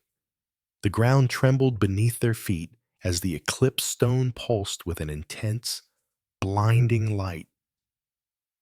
The celestial symbols on the walls began to swirl, their shapes shifting and warping as the very fabric of reality seemed to warp around them. Reginald's smile faltered as the stone's power began to unravel. No, no, you can't stop it. But Isla was resolute. The device hummed with energy as she focused all her will on the eclipse stone. She could feel the veil bending, its threads twisting and stretching. The Watchers, the Chronomancers, and the architects, all of them had sought to control the fabric of time, to rewrite reality itself. But now, Isla was determined to break their hold once and for all. As the energy from the device coursed through the temple, a shockwave erupted, sending Reginald crashing against the walls. The light from the eclipse stone flickered, then dimmed. The temple shook violently, and the swirling patterns on the walls collapsed into stillness. Isla's breath caught in her throat. She had done it. The power of the eclipse stone had been neutralized, but Reginald, his body battered but not broken, staggered to his feet, his face twisted in fury. "You think this is the end?" he spat. "You think you've won?" Isla stepped forward, her voice steady. "Yes, Reginald, I do." With one final motion, Isla activated the device once more, channeling its energy directly into the stone. The temple erupted in a final burst of light as the energy of the veil was severed, completely dissipating the power that had fueled the architect's plans. The temple fell silent, the trembling of the earth subsiding. Isla felt the weight of the moment, the calm that followed the storm. The architect's power was gone. Reginald, the Watchers, and their twisted plans had been undone. Section 4. The Shifting Future. As the dust settled, Isla looked around the ruins. The eclipse stone was gone, the temple reduced to rubble, and Reginald was nowhere to be found. It was over. The architect's influence was gone, and reality itself was once again in balance. But Isla knew that the true nature of the veil would always remain a mystery. The forces they had uncovered were not easily vanquished. The architects had been defeated, but their legacy, the power to manipulate time and reality, would always linger in the corners of history, waiting for someone to discover it again. Isla stood up, brushing the dust from her clothes, and looked to the horizon. The world was uncertain, its future unwritten. But she had done her part. She had fought to protect the integrity of reality, and now it was time to move forward. She turned to Felix, who had been standing by her side throughout the ordeal. "Is it really over?" Isla asked, her voice quiet. Felix looked at her, a faint smile crossing his lips. "For now, it is. But the future is always uncertain. Isla, the mysteries of time are never fully solved." Isla nodded, a sense of peace settling over her. "Then let's keep moving forward." And with that, they left the ruins of the City of Stars behind, stepping into the uncertain future that awaited them. Chapter 16. The Return of the Architects, Section 1. The Ripple of Power. Isla and Felix had returned to London, trying to return to their lives. But they both knew that the world had changed. The echoes of the events that unfolded in the desert still reverberated in their minds. The destruction of the eclipse stone had been a victory. Yes, but it had come at a cost. The architects had been stopped, but their influence, their legacy remained. Isla couldn't shake the feeling that something had been left undone, that they had only scratched the surface of something much larger. The veil had been redefined, but she knew better than anyone that ancient forces like the architects would never truly be eradicated. The threat wasn't gone. It was simply waiting, watching, gathering strength once again. It wasn't long before Ayla received another message. This time, it wasn't encrypted, and the source was clear. It was from Victor Danton, the last guardian of the Lost Order that had opposed the architects. The veil was never fully restored. The architects are returning. They have not forgotten. Ella felt her pulse quicken. They had stopped the architects from using the eclipse stone, but now it seemed that their true plan had yet to unfold. They hadn't been manipulating time. They had been waiting for the perfect moment to reclaim it. Felix, standing by her side as always, met her gaze. They never give up, do they? No, Isla replied, her voice grim. They don't. Section 2. The Architect's True Power. Isla and Felix traveled again. This time to an undisclosed location that Victor Danton had revealed in his message. It was a hidden archive, buried deep beneath the earth.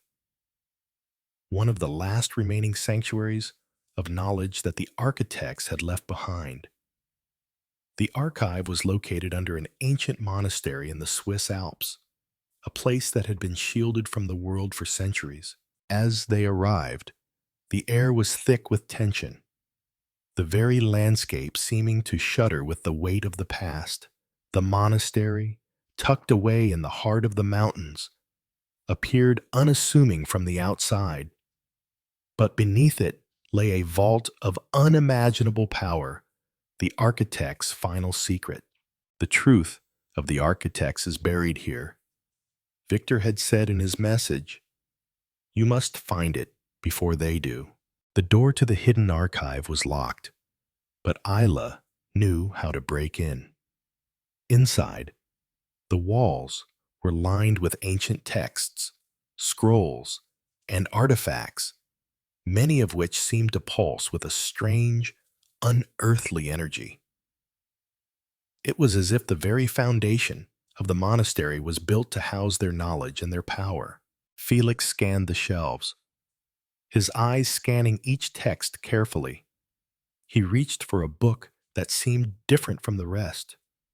It was bound in a material that seemed to shimmer and change with the light. Its cover adorned with symbols Isla had seen only once before, the same symbols that had appeared on the eclipse stone. "This is it," Felix whispered, his voice tinged with awe. "The architect's true power isn't in manipulating time, Isla. It's in controlling memory, the past, the future, and everything in between." Isla frowned. "Memory?" Felix nodded, his fingers tracing the cover of the book. The architects didn't just control history, they controlled the memories of those who lived it. They could erase, rewrite, and recreate entire events. They could create their own reality, bending the perceptions of everyone around them. Isla felt a cold chill seep into her bones. If they control memories, they can control people. They can rewrite the truth. Felix turned the book over in his hands. This book holds the key to their power. It's their blueprint. But we're too late. The architects know what we've found. They know we're close. Section 3. The architects return. As Isla and Felix moved through the archives, a sudden noise startled them. The walls trembled, and the temperature dropped. Isla turned, sensing that something or someone was watching them. They weren't alone anymore.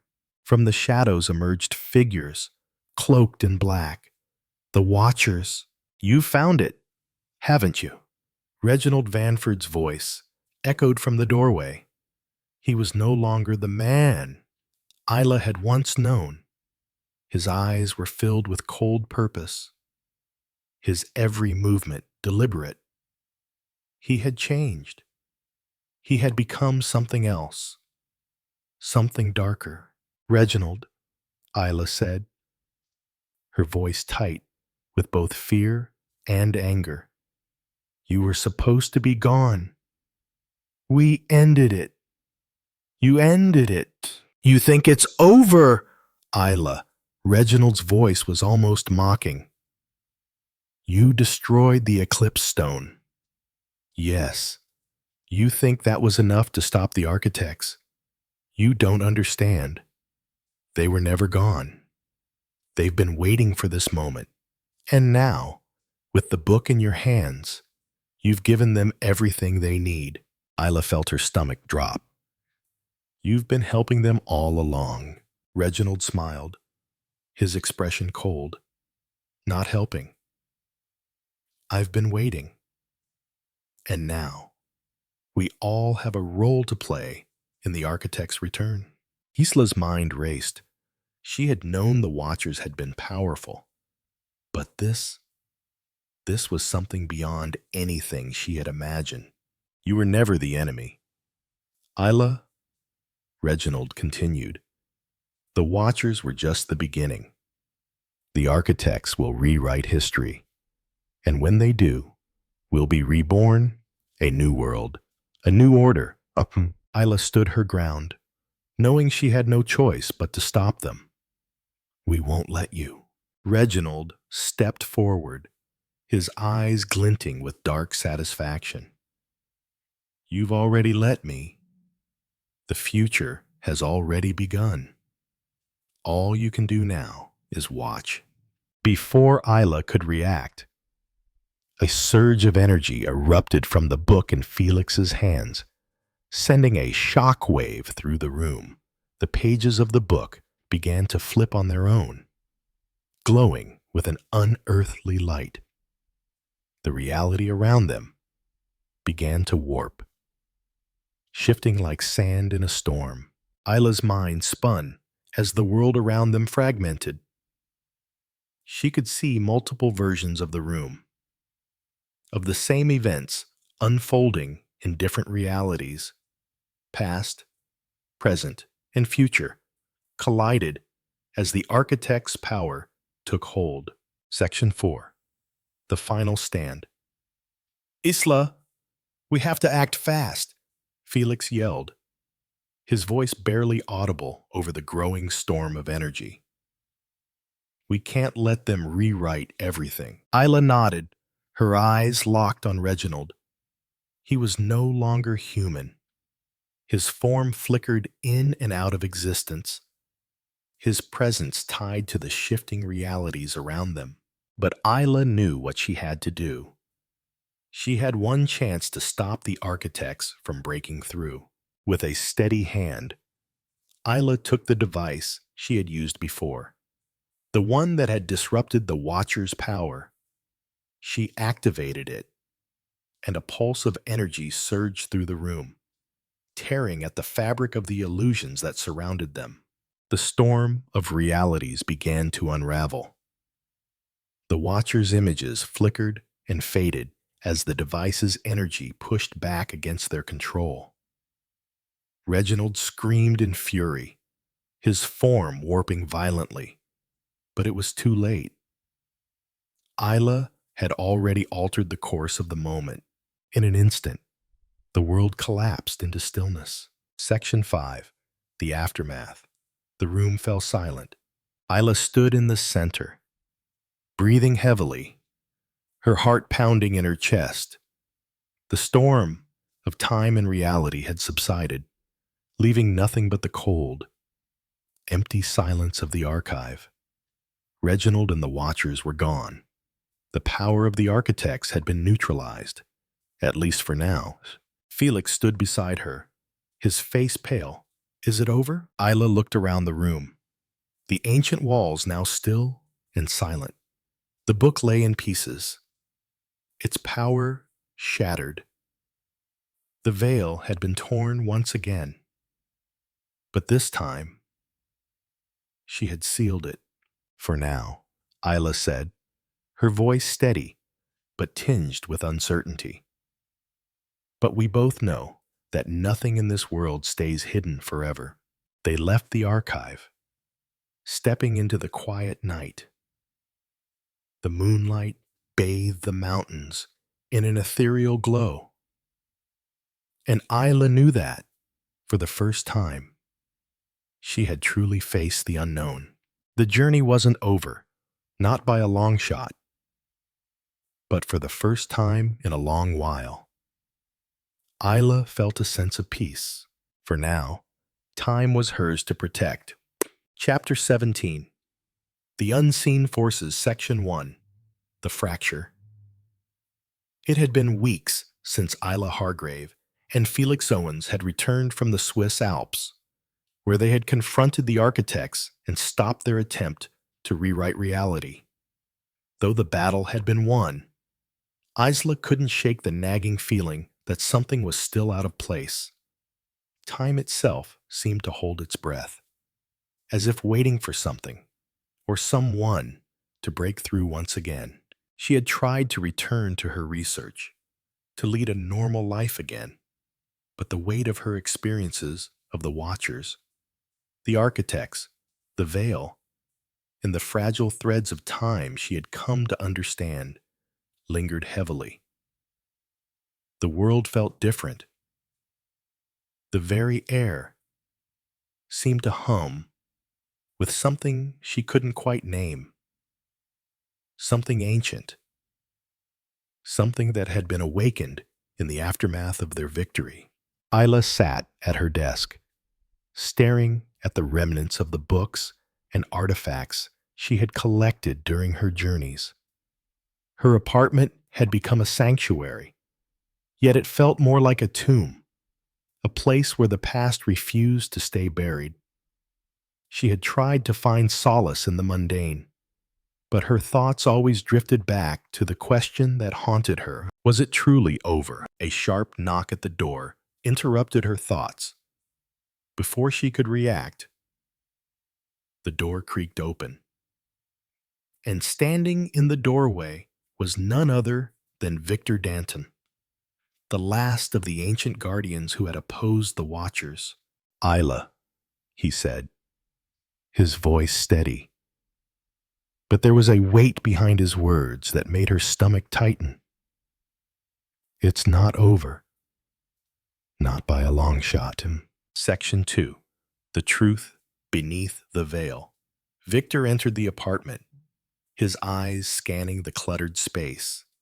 His face was worn, more so than when Isla had last seen him. His presence seemed heavier now, as if the weight of the knowledge he carried had become too much for him to bear. You were right about the architects, Victor said, his voice low. Their power is far more insidious than we realized. But they were not the only force at play in the events that have unfolded. There is something far older, far more dangerous, that has been awakened.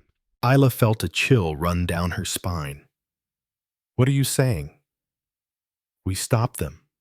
The veil is restored. Victor shook his head. The veil was never truly destroyed. It was never meant to be. The architects have always been the guardians of a greater force, the elder guardians, the true creators of the veil. They were the ones who bound time, reality, and memory together. But now that the veil has been torn, the fabric of reality is weakening. The elder guardians are returning. Current. Isla's mind raced. The Elder Guardians. I thought they were just legends, stories told to warn us of the power that time holds. They were real, Victor said grimly. And they are more powerful than anything we have faced. The Watchers, the Chronomancers, the Architects, all of them were merely pawns in the game of the Elder Guardians. And now that the veil is fractured, they are coming to reclaim what was once theirs. Isla felt a surge of panic. And what do they want? Victor's eyes hardened. They want to rewrite reality itself. They want to return to a time when they were the masters of all things before the Watchers, before anyone else. They will stop at nothing to regain control over the veil. Isla stood up, her mind spinning with the implications. But how can we stop them? We thought we'd won. We destroyed the Eclipse Stone. We destroyed their power. You cannot destroy what has always been, Victor replied. The Elder Guardians are beyond time, beyond any force you've ever known. They are not bound by the rules of our reality. They are the architects of reality itself. To stop them, we must go to the heart of their power. Isla's heart skipped a beat. Where is that? Victor's gaze was unwavering. The heart of the veil, the place where time and reality converge, the source of all power, where the true force behind the veil is kept hidden. It is said to be located beneath the ruins of Atlantis. Isla's mind reeled. Atlantis, the lost city, the fabled civilization that had disappeared from history. She had heard whispers of it, but no one had ever truly believed it existed. Yet here was Victor, telling her that it was the key to stopping the Elder Guardians. You have to go. Isla, Victor said, his voice filled with urgency. You are the only one who can stop them. If the Elder Guardians regain control, they will rewrite history, and the world will never be the same. Section 3. The Descent into Atlantis. The journey to Atlantis was perilous. Isla and Felix traveled across the globe once more. Their destination, a remote, uncharted island in the Mediterranean Sea. The legends of Atlantis had always been shrouded in mystery, but Victor's words had convinced Isla that the lost city was not just a myth. It was the key to stopping the Elder Guardians. The island they sought was nothing like Isla had imagined. There were no grand ruins, no towering spires of an ancient city. Instead, it was a desolate stretch of land, covered in thick jungle and surrounded by treacherous cliffs. Yet beneath the surface, Isla knew that the truth of Atlantis lay buried, waiting to be uncovered. As they ventured deeper into the island's heart, Isla could feel the power of the veil stirring. The air was thick with energy, the atmosphere pulsing with a strange, almost sentient force. She had never felt anything like it before. Here, Felix said, his voice tinged with awe. This is where the map led us. They stood before a massive stone entrance, its surface covered in cryptic symbols. The air around them seemed to hum with an unnatural energy. Isla placed her hand on the stone, feeling its warmth pulse beneath her fingers. With a deep breath, she stepped forward. The stone doors groaned open, revealing a dark passage that led downward into the earth. As they descended into the depths of the ancient city, Isla couldn't shake the feeling that they were not alone. Every step they took seemed to be watched by unseen eyes. And the further they went, the stronger the pull of the veil became. At the end of the passage, they reached an enormous chamber, The walls were lined with towering pillars, their surfaces covered in inscriptions that Isla couldn't decipher. In the center of the room was an altar, and on the altar lay a crystal, pulsing with an ethereal bayi. Isla felt the pull of the crystal, the power of the veil coursing through her veins. She knew that this was the heart of the veil, the source of the power that had shaped reality itself. But as she reached out to touch it, a voice echoed through the chamber. You cannot control it. Anshipam Samek. Reginald Vanford stepped forward from the shadows, his face twisted in a malevolent grin. It's over, Isla, he said, his voice cold and triumphant. The Elder Guardians have returned, and this time, there will be no stopping them. Section 4. The Final Confrontation. The chamber seemed to close in around Isla as Reginald's words sank in. She had thought the battle was over, that they had defeated the forces that sought to control time and reality. But now, Reginald stood before her, his loyalty to the architects stronger than ever, and the power of the veil was within his grasp. You failed, Isla, Reginald sneered. The architect's influence was just the beginning. The Elder Guardians will reshape reality, and they will use you to do it. Isla clenched her fists, her mind racing. She couldn't let Reginald take the crystal. She couldn't let the Elder Guardians rewrite everything. If they succeeded, the world would fall into chaos. I will stop you, Isla said, her voice firm. Reginald laughed darkly. You're too late. The veil is already slipping, and there is nothing you can do to stop it. In that moment, Isla realized that this was the final battle. She wasn't just fighting to protect the future. She was fighting for the very essence of reality itself. The Elder Guardians had the power to reshape everything, but Isla had the will to stop them.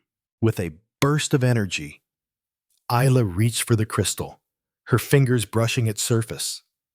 The power of the veil surged through her, but this time, she didn't try to control it. She released it. The crystal exploded in a flash of light, sending a shock wave of energy throughout the chamber. The veil tore apart, but this time, it was not destroyed. It was reborn, reshaped into something new. Reginald screamed in fury as his form disintegrated before Isla's eyes. The power of the Elder Guardians was broken, their control over time and reality severed. As the dust settled, Isla stood alone in the chamber, the remnants of the crystal at her feet. The veil had been redefined, and the Elder Guardians were no more. Section 5. A New Beginning. Isla and Felix left the ruins of Atlantis, their mission complete. The world was not as it had once been, but the veil had been reset. Time was once again in balance, and the architects, the watchers, and the forces that had sought to control it were no more. Isla knew that this victory was not final. There would always be those who sought to alter reality for their own gain.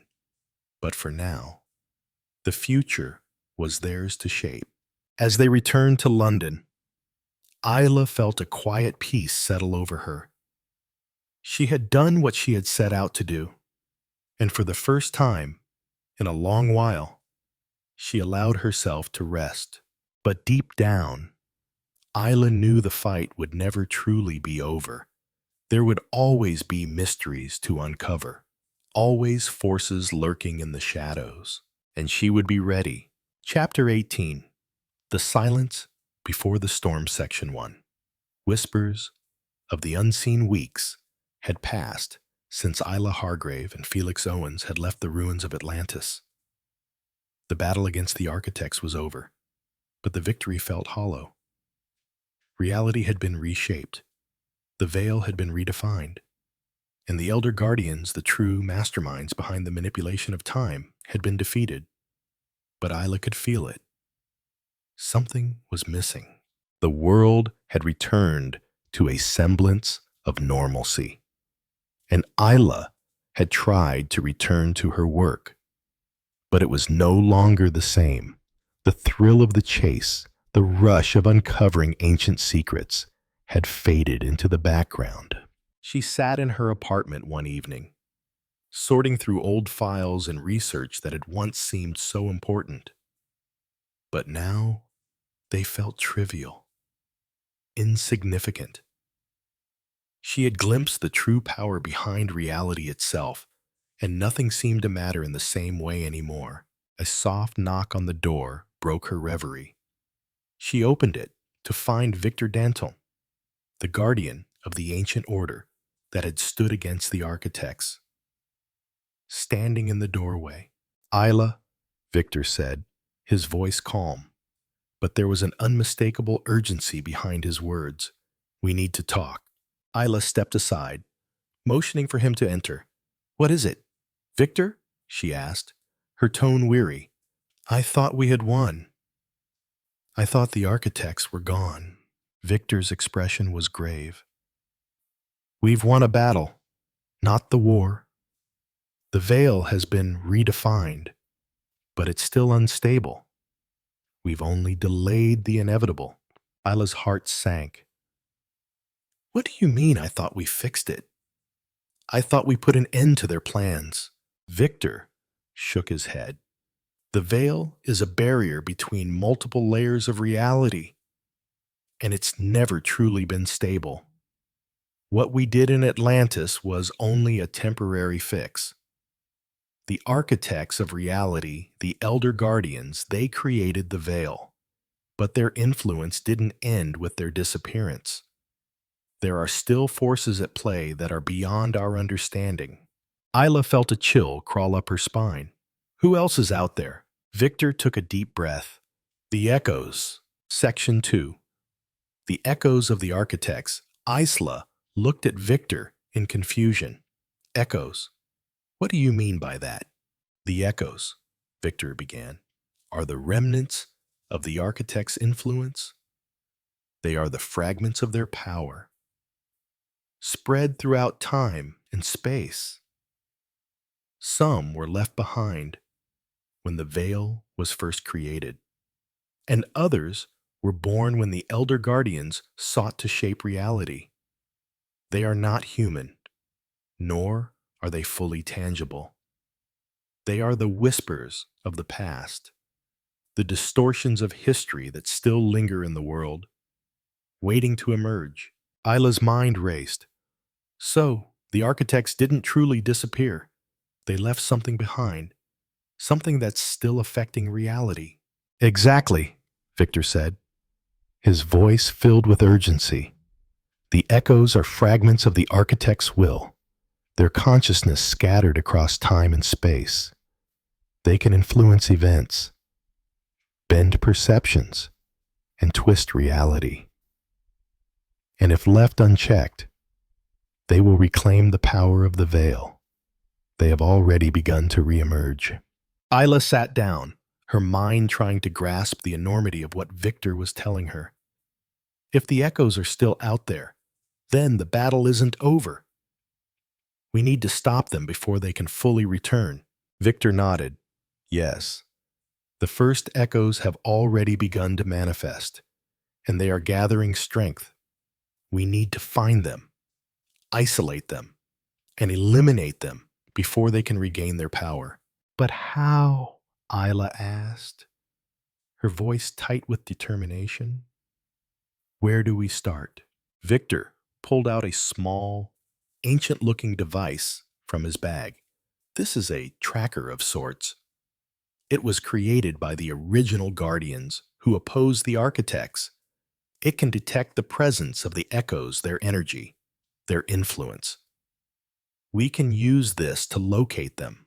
Isla studied the device, a strange mix of hope and fear in her heart.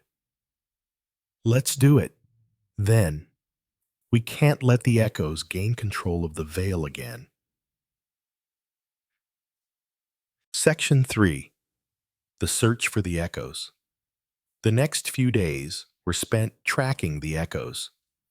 Using the device, Isla and Victor traveled to various parts of the world where anomalies in the fabric of reality had been detected. They found strange occurrences in ancient ruins, in forgotten cities, and even in the middle of bustling modern cities. Each time, they were able to pinpoint the source of the disturbance, the presence of an echo. But every time they tracked one down, the echo vanished, like smoke slipping through their fingers. The echoes were elusive, fading in and out of existence, as though they were fragments of a reality that didn't belong.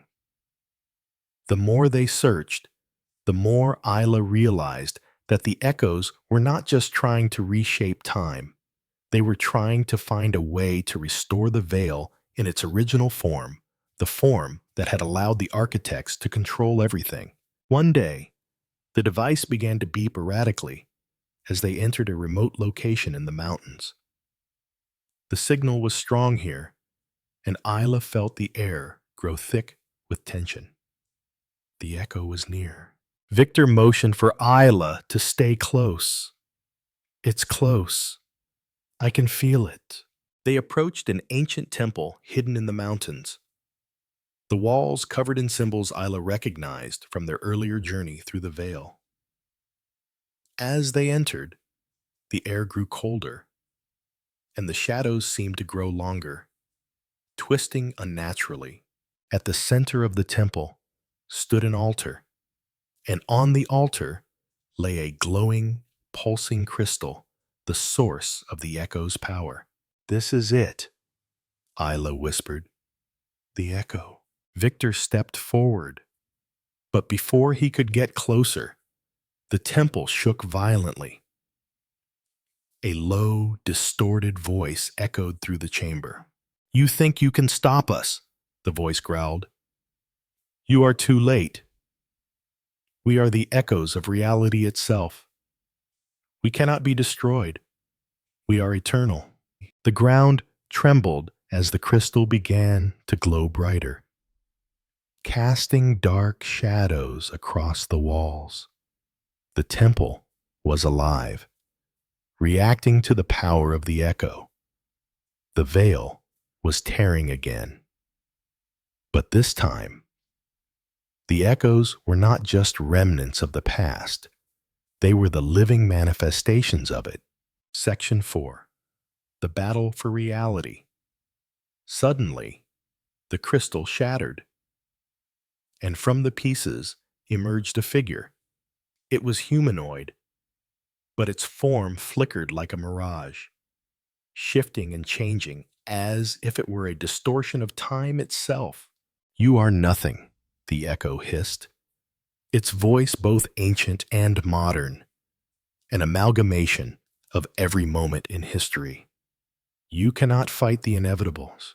Before Isla could react, the echo lunged at her, its form flickering and phasing through the air. Isla barely had time to raise her hands, using every bit of energy she had left to push back against it. The device Victor had given her buzzed violently, and she realized with a jolt that it was feeding off the echo's power, amplifying it. The room erupted in light as Isla activated the device at full strength, directing all of its energy at the echo. The chamber was filled with a deafening roar, and for a moment, the air crackled with the force of time itself. The echo screamed as its form began to destabilize. You cannot control time, Isla shouted, her voice filled with defiance. You cannot rewrite reality. With a final burst of energy, Isla unleashed the full power of the device. The echo's form fragmented, its distorted body breaking apart like a shattered mirror. its influence dissipating into the air. The temple fell silent once more. Victor stepped forward, his face grave. One down. But there are more. Isla nodded, her heart still racing. We can't stop now. We have to keep going. We have to find them all. Section 5. The New Path with the Echo Destroyed. Isla and Victor knew that their journey was far from over. The fight for reality had only just begun. The echoes were not the last remnants of the architect's power. They were only the first wave. As they prepared to continue their search, Isla couldn't help but feel the weight of their mission, the forces that controlled time. Reality and memory were far greater than anything she had ever imagined. The veil might have been redefined, but the world was still fragile. The future is unwritten, Isla said quietly, her gaze fixed on the horizon. But we will write it. Victor nodded, his face filled with a quiet determination. Together, we will. And so, with the world still hanging in the balance, Isla and Victor set out once more to stop the echoes and to protect the fragile fabric of time from those who would seek to bend it to their will. Chapter 19. The Search for the Echoes, Section 1. Chasing Shadows. Isla and Victor moved quickly, tracking the remaining echoes across the globe. The war they had thought they had won was far from over. The echoes of the architects were not simply fragments of time, they were powerful beings, manifestations of an ancient force with the ability to bend reality itself. Each echo they encountered seemed more dangerous than the last, and every battle they fought felt like an impossible struggle against the very fabric of the universe. After the destruction of the first echo in the Swiss Alps, Isla had hoped for some reprieve, but there was no time to rest. Victor had led them to a series of ancient temples hidden deep in the jungles of Central America, where strange phenomena had been detected. As they ventured deeper into the jungle, the air grew thick with tension, the sense of being watched overwhelming. The echoes are gathering, Victor murmured as they navigated the dense undergrowth. They are more than just pawns in the architect's game. They are pieces of a much larger plan. Isla nodded, her thoughts spinning. The device they had used to track the echoes had become more unstable, as if it were being pulled in multiple directions at once. Each location they visited, each echo they confronted, only led them deeper into a maze of contradictions. The closer they got to the truth, the more the lines between reality and illusion began to blur. In the distance, a structure began to emerge from the trees. It was a pyramid, ancient and worn, but still magnificent in its design. The very air around it seemed to shimmer with an unearthly energy. This was it, the place they had been searching for. This is the heart of their power. Victor whispered, "We have to stop them here." They approached the pyramid cautiously, aware that the final confrontation was imminent. Isla could feel the presence of the echo, a distortion, a ripple in time itself. She had never been this close to an echo before. It was as if reality itself was on the verge of unraveling. Section 2. The Temple of Echoes. Inside the pyramid, the air was thick with the weight of history. The walls were covered in ancient carvings that told stories of gods and kings. But Isla knew these were not just myths. The echoes had been shaping these histories for millennia, twisting them to suit their own purposes. At the center of the pyramid was a massive altar, its surface covered in strange runes that pulsed with energy, and on the altar, a glowing crystal rested, its light flickering, casting eerie shadows across the chamber. The echo was here. As they stepped into the chamber, Isla felt the power of the echo resonate deep within her. The energy was suffocating, like a weight pressing down on her chest. She could hear whispers, fragments of voices from the past, floating just beyond her reach. It was as though the very walls were alive, and the echo was feeding off of them. Suddenly, a figure stepped out from the shadows. It was humanoid, but its form was distorted, flickering in and out of existence like a mirage. The figure's face was familiar, but Isla couldn't place it. It felt as though she had known this person, but the memory was just out of reach. "You're too late," the figure said, its voice both familiar and alien. "The echoes are already in control. You can't stop us. Time itself will be rewritten." Isla's heart raced.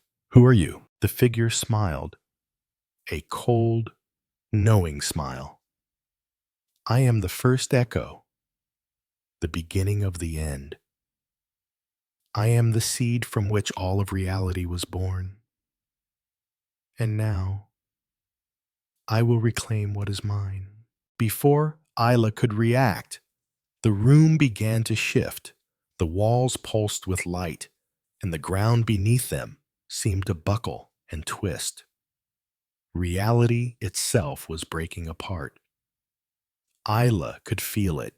The boundaries between time, space, and memory were dissolving, and the echo was at the center of it all. "This is what the architects wanted," Victor said, his voice grim. "To merge all realities into one. To make the past, present, and future one continuous thread." Isla shook her head, trying to focus. She had to stop it. She had to stop the echo before it could fully manifest its power. "The device?" Victor said urgently. "Use the device." Isla reached for the device they had been using to track the echoes. It hummed with energy, but it was unstable. She could feel the strain, the pull of the echo's power trying to overwhelm her. With one last surge of will, she activated the device. The room shook violently as the device emitted a brilliant beam of light, striking the echo at its core. The figure screamed as its form began to destabilize, flickering between different versions of itself. Reality itself seemed to fracture, as if the echo was being torn apart at the seams. But then, just as Isla thought they had succeeded, the light from the device began to dim. The echo's form stabilized, and it laughed, a cold, terrifying sound that echoed through the chamber. "You can't stop us," the echo said, its voice filled with malice. "You can't erase us. We are time itself. We are the beginning and the end."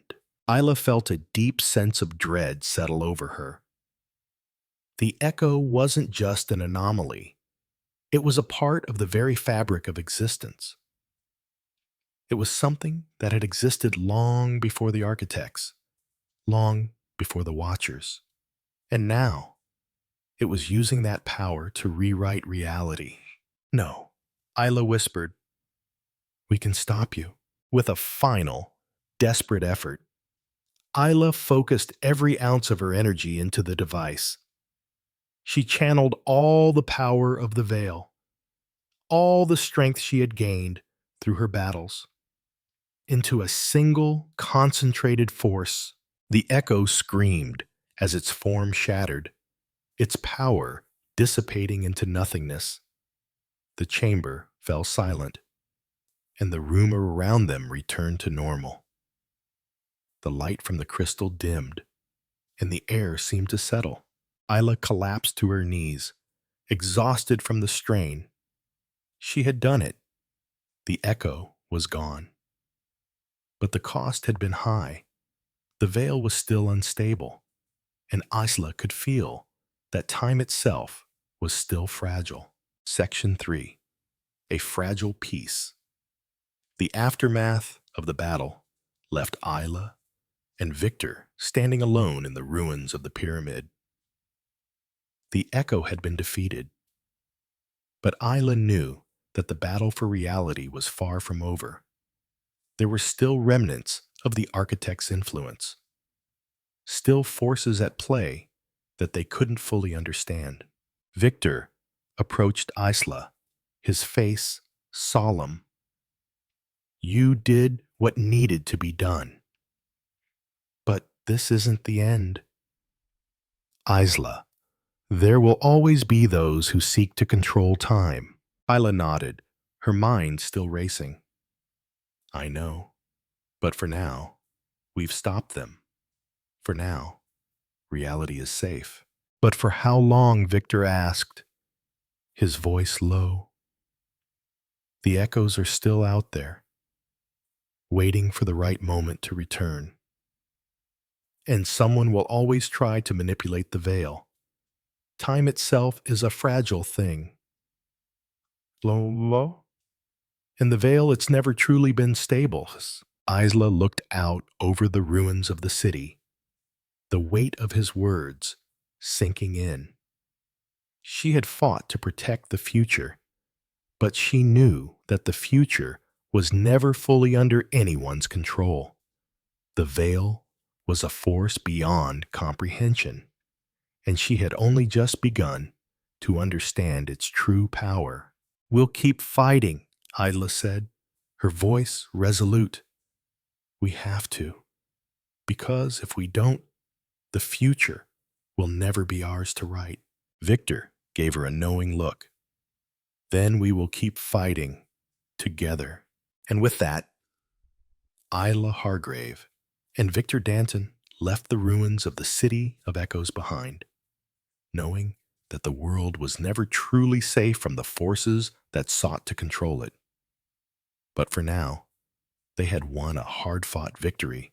The future remained unwritten, but they would be ready to face whatever came next. So, Chapter 20. The Eternal Struggle. Section. Whispers from the Past. The weeks after the battle in the City of Echoes passed in a blur. Isla and Victor had returned to London, but despite their victory over the Echoes, neither of them could shake the feeling that they were living on borrowed time. The balance of reality was still unstable, and the veil, that mysterious barrier between worlds, remained fragile. Its true nature elusive. Isla had tried to go back to her work, focusing on the mundane research and writing that once filled her days. But the memories of the past kept resurfacing, haunting her every step. She had faced the Watchers, the Chronomancers, and the Architect's powerful forces that had tried to control time itself. But there was something deeper lurking beneath it all, and Isla knew that, despite everything they had uncovered, they were far from understanding the full scope of the power they had set in motion. One evening, as Isla sat in her apartment going through old papers, there was a knock on her door. She opened it to find Felix Owens, the artist, standing in the doorway. His face was pale, and his eyes were filled with concern. Isla, we need to talk, Felix said, his voice urgent. I think I found something. Something that could change everything. Isla stepped aside, allowing him to enter. What is it? What have you found? Felix pulled out a small, worn notebook from his bag. I've been going through some of the texts we recovered, and there's something I missed before. It's a reference to an ancient entity, older than the architects, something that predates even the Watchers. Isla felt a cold chill run through her. What are you talking about? Felix opened the notebook, flipping to a page filled with strange symbols and drawings. It's called The First Witness, a being who existed before time itself. According to these texts, the first witness is not just a force, but a sentience that existed before the creation of the veil, and it's tied to the very beginning of all things, the creation of reality itself. Isla's mind raced. A being older than the architects, older than time itself. Felix nodded grimly. Yes, and the worst part is that the first witness is still alive, still watching us. Section 2. The First Witness. Isla sat down, her thoughts swirling. She had encountered many strange and dangerous forces, but the idea of something existing outside the bounds of time was beyond anything she had imagined. The architects had sought to control time, and the echoes had tried to rewrite it. But this entity, the first witness, seemed to be something far older, something that could bend the very fabric of reality to its will. What does it want? Isla asked, her voice filled with unease. I'm not sure, Felix replied, but the texts suggest that the first witness has always been watching, waiting for the right moment to act. It's the force behind the creation of the veil, and it has the power to break it, to remake reality in its own image. Isla felt a sinking sensation in her stomach. If the first witness had the power to remake reality, then nothing they had fought for, not the Watchers, not the architects, not even the echoes, had been the true threat. The true danger was something far more primordial, far more powerful than anything she could comprehend. We need to find it, Isla said, her voice resolute. If the first witness is real, we can't let it take control. Felix nodded. I've been researching its possible location. There are whispers of an ancient city, a place that predates even the oldest known civilizations. It's called the Forgotten Kingdom.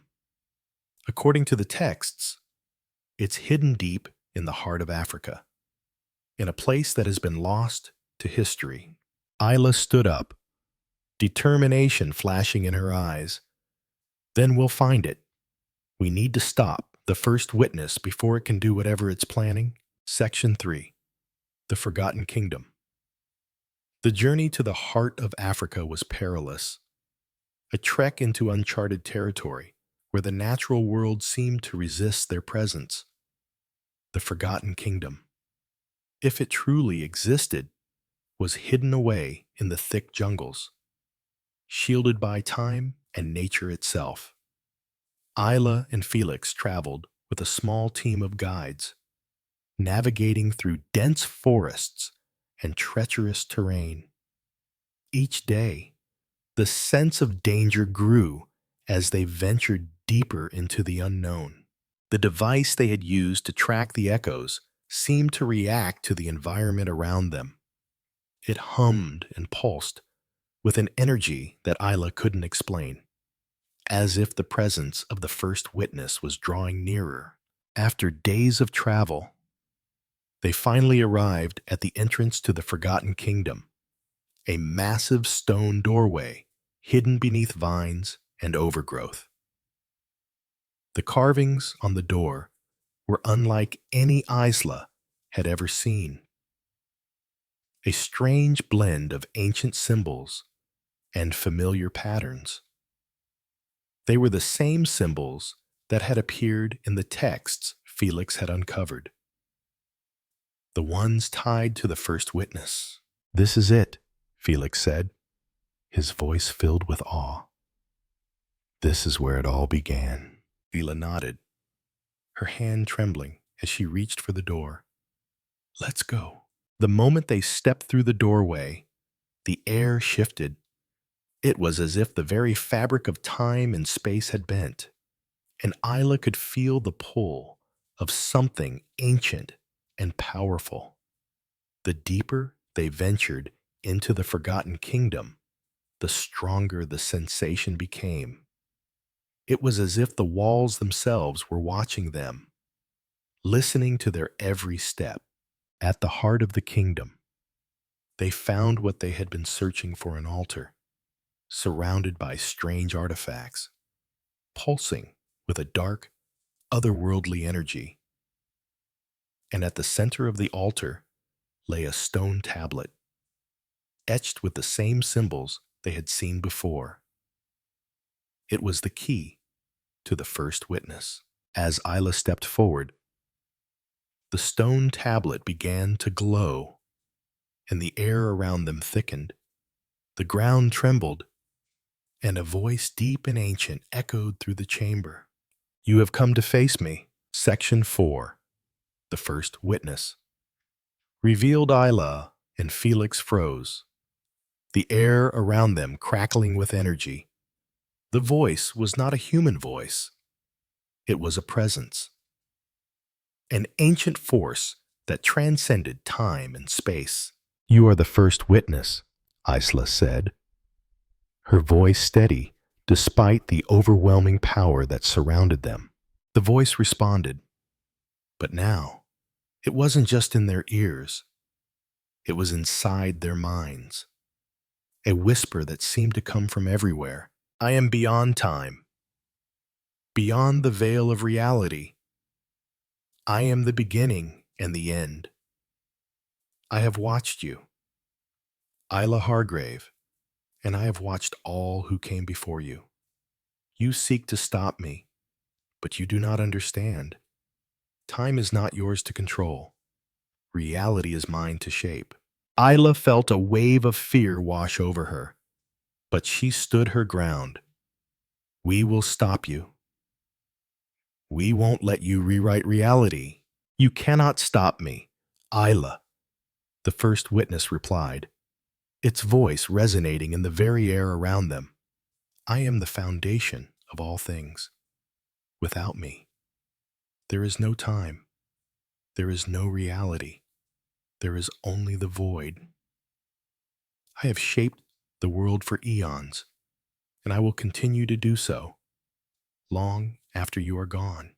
Felix stepped forward, his voice shaking. "You can't control everything. There has to be balance. We've seen what happens when time is manipulated. The chaos, the destruction. You can't bring everything to an end just because you can. Balance." The first witness scoffed. "Balance is an illusion. Time is a cycle, and I am the cycle. Without me, there is nothing." Ila's mind raced. She knew what she had to do.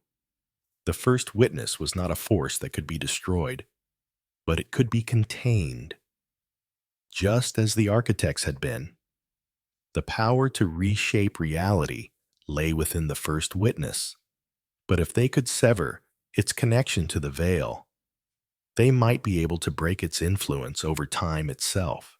"I won't let you control this world any longer," Isla said, her voice fierce.